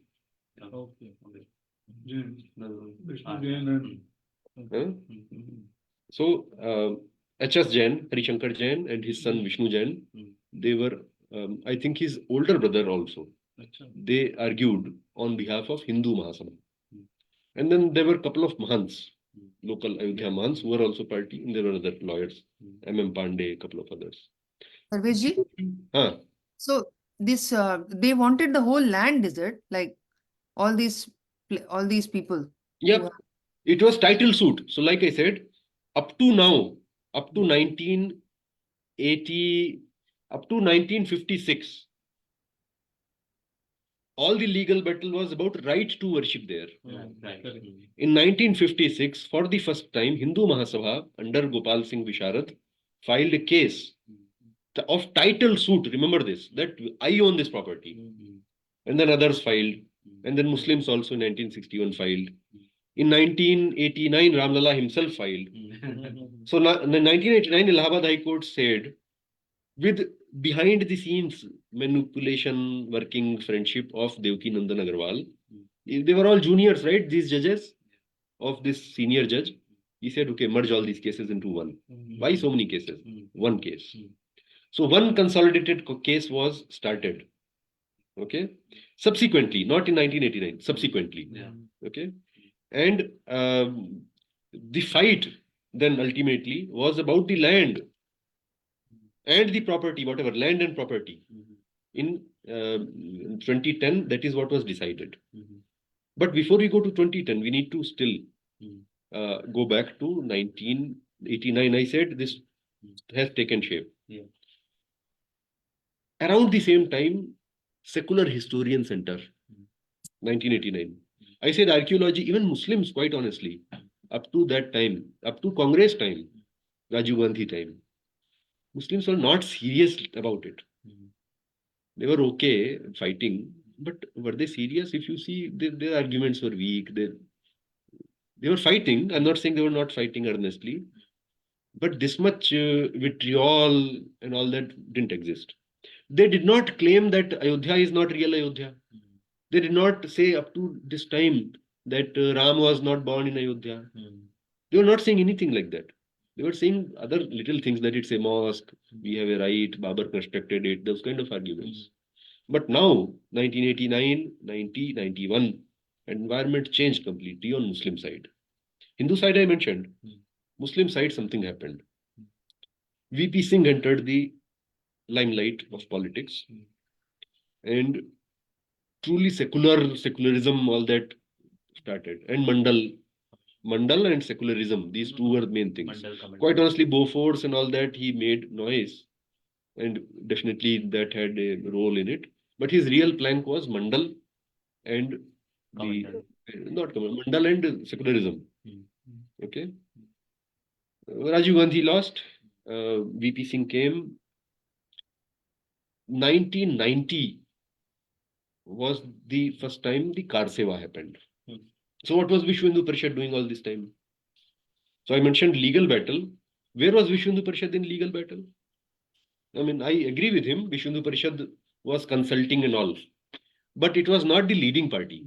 It was not a party at all. When Devaki Nandan Agarwal died, when Devaki Nandan Agarwal passed away in 2002, I think, 2001 or 2002, he passed away. Then Chaudhary Sahib was still alive. But 2002, what I'm saying, in 2002, Devaki Nandan Agarwal passed away. See, they were all ultimately for the temple, right? Different perspectives legally, but all for temple. So they used to meet together. Coordinator was actually BKS Chaudhary Sahib. So many sacrifices. Agarwal Sahib was heart patient, I told you, right? When the hearing was going on, his condition deteriorated. He couldn't move from his bed. So he appealed that I cannot come to Lucknow. Doctors don't allow me, otherwise I would come. Can you please do the hearing on my bedside? He court allowed. And he completed his hearing before he passed. He passed in 2002, if I'm not wrong, 2001 or 2002. Hearing was complete before he passed. He gave his complete testimony. So this was Agarwal Sahib. His daughter, he has one daughter, and she used to care for him. And she used to say that he was maniacally for this movement, legal. He must have, despite being a heart patient and having undergone surgery, even in hospital bed, he would have piles of papers. He'll wake up past midnight to study the papers, even in hospital. That was Devaki Nandan Agarwal, Bharat Ratna, truly. So I would stop here. There is a lot more to be said, but enough time I have taken. Kar Seva happened. Kar Sevaks I have seen from up close. In my grandfather's own home, Kar Sevak stayed. My school, I was in 10th grade, I was told you, right? My school was turned a jail. I used to study. Mulayam Singh was Chief Minister, Chandrasekhar was Prime Minister. Okay. So Kar Seva Vishwa Hindu Parishad had called for. A lot of people would come. But if you remember the map of Ayodhya I had shown, there is a river. On other side is Gonda. On this side is rest of Uttar Pradesh. So Mulayam Singh, he said, Parinda bhi par nahi maar sakta. Famous statement. Let me say one conclusion.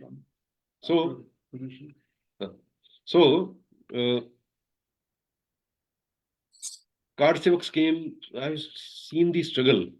They would be caught, whoever comes. The trains would not stop in nearby stations. Trains would not stop. Buses would not ply. Roads were blockaded. No transport can come in other than emergency. But Kar Sevaks still came. And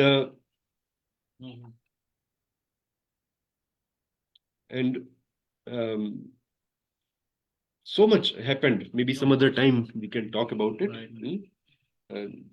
Somebody wants to add or ask or say something. आप बोल रहे हैं? बोलिए, अभी discussion है. सर्वेश जी, कर सेवा है कि कार सेवा है? क्यों कार सेवा बोलते हैं उसको? कार्य सेवा से कार सेवा, कार्य सेवा. कर सेवा भी कह सकते हैं, पर कहते भी हैं, कर सेवा भी कहते हैं. But this word कार सेवा came from कार्य सेवा, very old word in Hindi. कार्य सेवा, कार सेवा. Okay. And second thing is this the first time that there was a Bhagwan who was the litigant?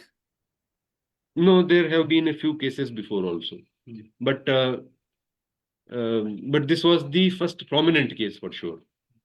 Devkinandan Agarwal in case file himself mentions a few cases in South India that where Bhagwan was a litigant before also. But it was for the first time that Janma Bhumi, land itself, is considered a juristic person. Because it was important. The court would have said, "ठीक है भगवान आप ले लो, कहीं और जाके ले लो." But so land becoming a juristic person and filing a case was for the so in the Indian jurisprudence, this is a very unique feature, and that is the Devata or the Vigraha is a legal entity, and they have the same rights as anybody else. And this is only in India, so that's the reason. Yeah, so this that is true, and that changed the direction of case in many ways. I don't think we have time. Maybe some follow-up we can do. Legal argument, how I gave you two examples. One was limitation, that Muslims lost right. Why did they not file case within 6 years? P.N. Mishra's argument. Another was very interesting. This Rama Janma Bhumi Punaruddhar Samiti, they said it's not even a mosque. Very solid argument. They said it's a temple. We are only wanting to replace an old temple with a new temple. It's not a mosque at all. It was never used as a mosque. Not only never used as a mosque, they said it was never meant as a mosque. They're saying, so P.N. Mishra's argument is Jabardast argument. You should read P.N. Mishra's arguments in the case file. Thousands of pages. 24 days he continuously spoke. He said, are there any minarets in this mosque? What you're calling mosque? There's no minar. Show me another mosque where there's no minar. Are there a place where waju is done, where you wash the hands? Every mosque has a place where hands and feet are washed. Where is the... So if you... Third thing, for doing ajan, there is a raised platform or minar or something. How does ajan happen here? Or how was it meant to happen here? Show me that. Fourth thing, for every mosque, there has to be a waqif. Waqf. This is plural of waqif. Who is the waqif of this? Waqif is the owner, who then, not manager, Mutwalli is manager. Waqif is owner who then kind of passes on this property to the Muslim community. They said Babar. He said, okay, prove how it is Babar. How is it Babar? They couldn't prove. So, Sahanaji, important point to note, not only was it not used as a mosque, P.N. Mishra's argument was not even meant as a mosque. It was only meant to insult Hindus to stop them from worshipping. But Hindus did not stop their worship there. That's what his argument was. He even went to the extent of saying, Babar didn't destroy that mosque or temple. It was not Babar, it was Aurangzeb. And historically speaking, he has... See, archaeology now tells us that the temple which was destroyed supposedly by Babar was built in 12th century. 1200, late 1100s, early 1200s. Agreed? What was before there? Why was it built in that time? What was before then? Tell me. Something must have happened why it was built at that time, right? It didn't exist anything before then? Hindu legend is that Vikramaditya, Skandagupta Vikramaditya, Gupta emperor, he built in 5th century, 400 something. So what happened to that temple? Why it was again built in 12th century? Maybe something like temple. What? Say what? They destroyed the 12th century. They destroyed the Vikramaditya Mandir. Who? Aurangzeb. Aurangzeb was 16th century, 17th century. Aibak, no? It could be one of the Delhi Sultans. It can be even before. Aibak is one possibility. Aibak. Delhi Sultanate had come up, right?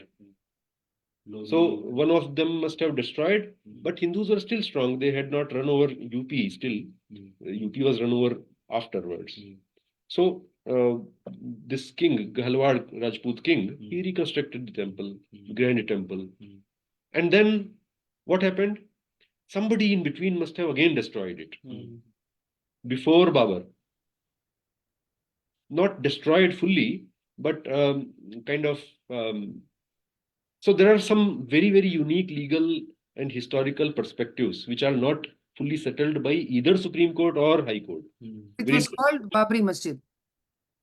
So why it was called Babri Masjid is another topic. Because no historical record calls it Babri Masjid until late 1800s, early 1900s. All revenue records, all Muslim books, they refer to Masjid-e-Janmasthan. Where is this word Babari? Only British records show in 1800s, early 1900s. So this itself was a point P.N. Mishra raises. P.N. Mishra has some solid historical arguments. And lot of other names we didn't mention. In Chandrasekhar, when he was Prime Minister, last thing, I'll conclude. Chandrasekhar was Prime Minister, and I didn't mention Narasimha Rao himself, and Kalyan Singh. Kalyan Singh and Narasimha Rao, these two people have a great role to play. If 6th December would not have happened, if that ugly structure would not have been destroyed, it is very hard for me to imagine that High Court or Supreme Court would have given this judgment. They would not give this judgment. So 6th December played a role. Who played role in the 6th December? I have huge disagreement with general narrative. I mean, BJP, RSS, Vishnu Hindu Parishad, they all condemned 6th December. They condemned people who did 6th December. Vishnu Hindu Parishad official spokesperson, immediately after the thing, they said that these people who destroyed the mosque, they are Ramadrohis. They went to the RSS leader who was on the ground, later Sarsang Chalak, what is his name? I've been speaking for 2 hours, so my brain is now. BHP leader. RSS Sarsang Chalak jo baad mein bane. After jo bhaiya hua Sarsang Chalak? Sudarshan ji. Sudarshan ji was in Ayodhya on 6th December. He gave a statement in Rai Bareli Court and Liberhan Commission also that we actually deployed Swayamsevaks for protecting the mosque. There are eyewitness reports, and I saw news reports, local Ayodhya and national newspaper reports of 7th December, where there are clashes between Kar Sevaks and Swayamsevaks. There was a human cordon made by RSS to protect the mosque. There is official statement of, again I forget this person's name, Sudarshan ji, in court.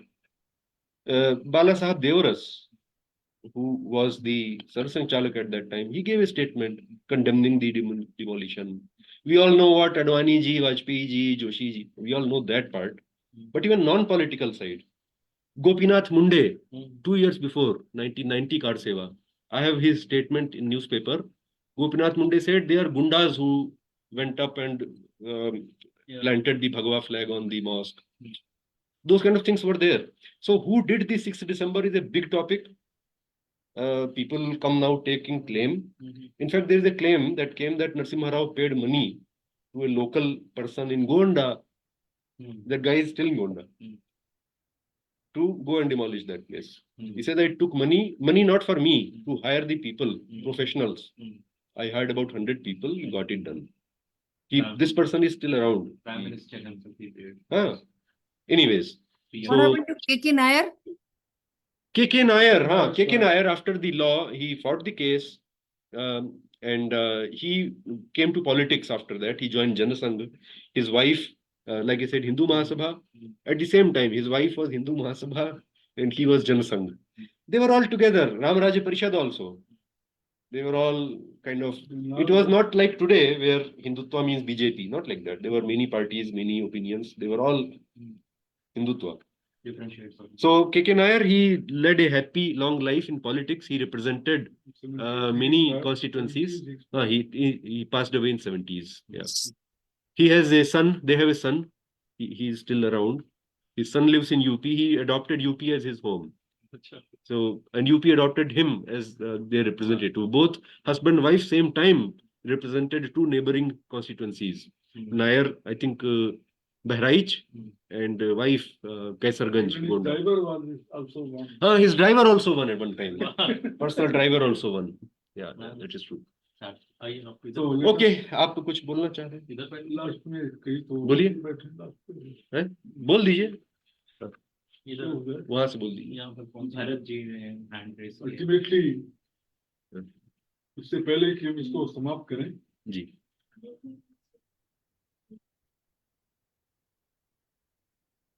बोलिए। इससे पहले मैं समाप्त करूं, एक minute रुकिए। I think Bharat ji has raised his hand.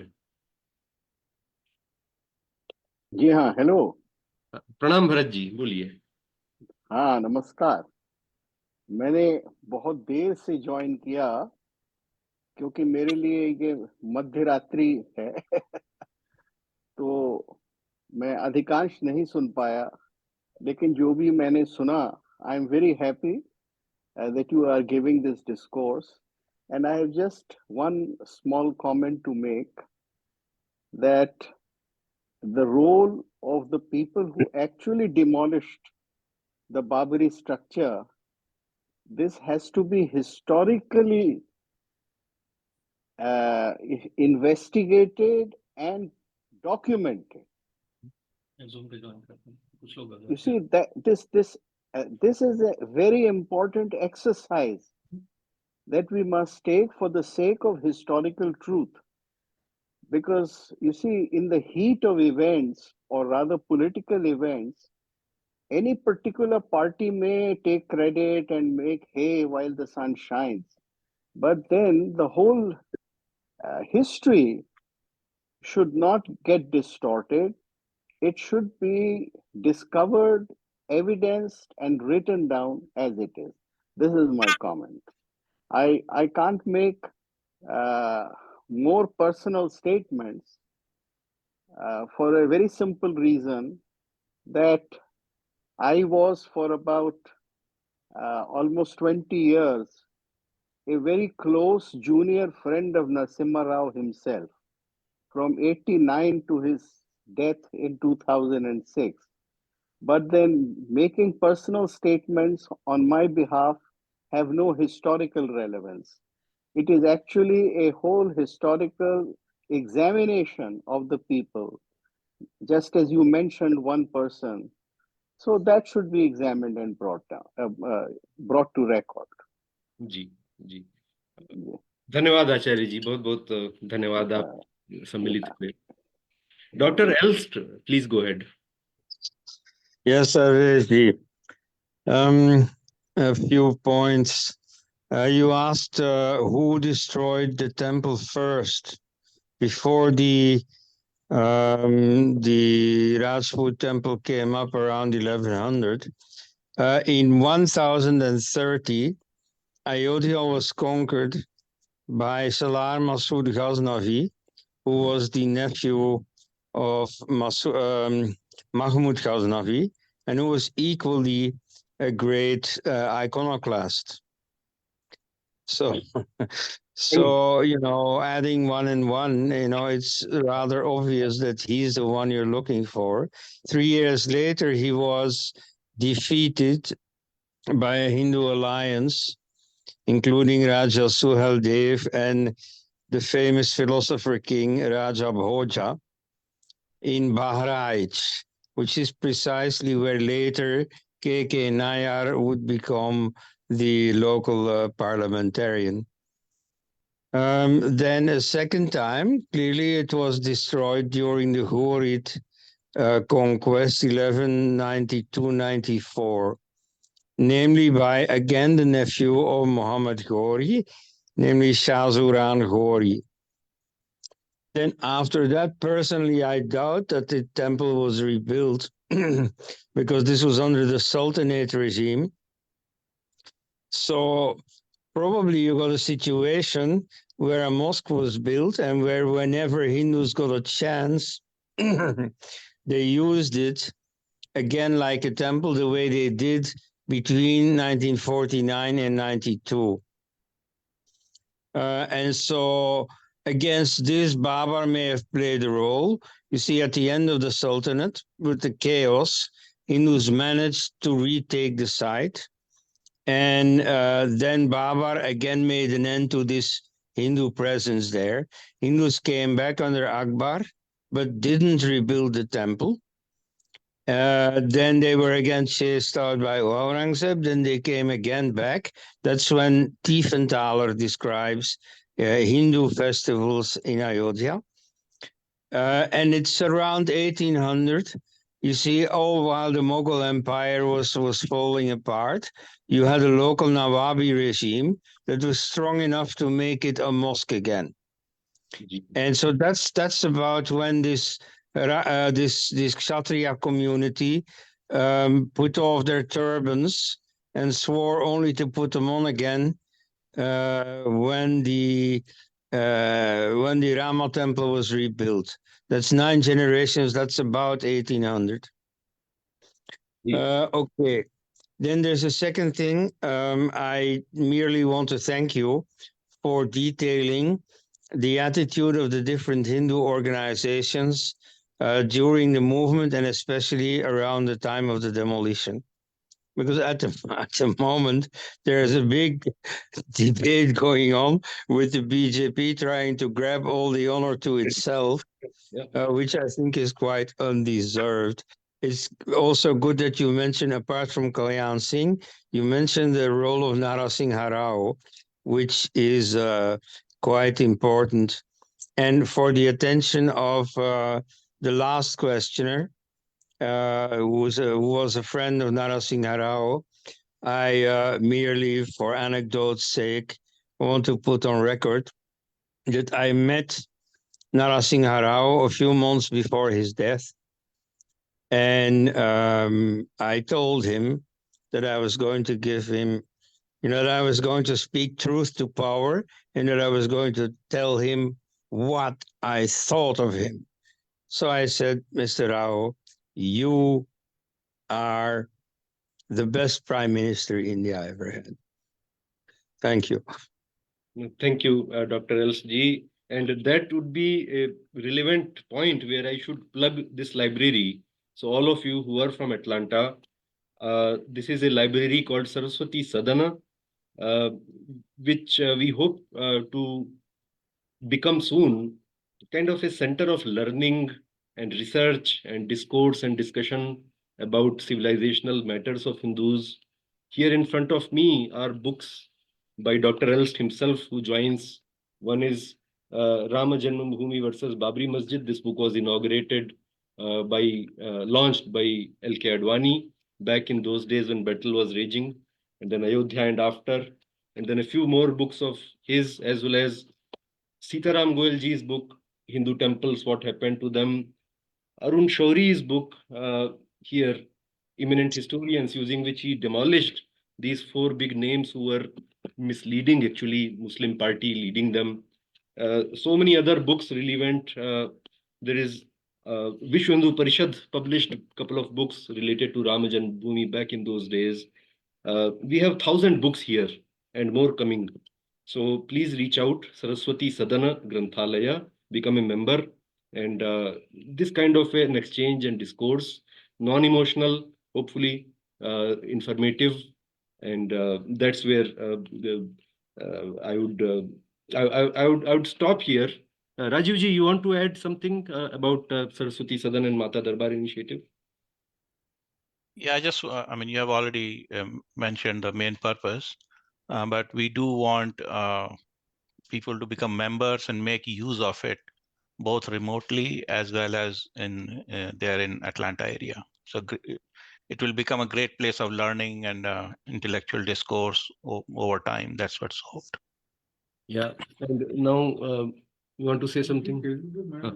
केवल हजारों साल से जिन्हों संघर्ष किया, हजारों लोगों ने, लाखों लोगों ने, including 5-7 names you have taken, सबको एक बार श्रद्धांजलि दे दें। हाँ, सभी बहुत अच्छा प्रस्ताव है। कह रहे हैं कि एक बार सभी को श्रद्धांजलि 1 मिनट हम लोग मौन रख करके श्रद्धा उनको अर्पित करें। बहुत सारे हैं स्कॉलर्स, विशेष करके इतने सारे, उनके नाम भी नहीं पता। Doctor SP Gupta ji, doctor Grover, doctor KS. लाल, इतने सारे lawyers, so many activists, car sevaks, whose names also we do not know. Let us just silently pray for them all.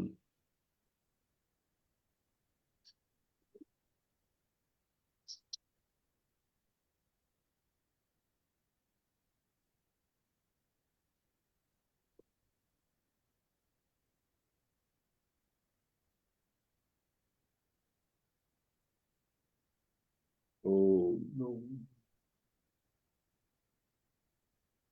So thank you very much. We will conclude our today's session with a Shanti mantra. Om Sarve Bhavantu Sukhina, Sarve Santu Niramaya, Sarve Bhadrani Pashyantu, Om Shanti Shanti Harihi Om. Thank you everyone for joining and have a good Sunday. Namaste.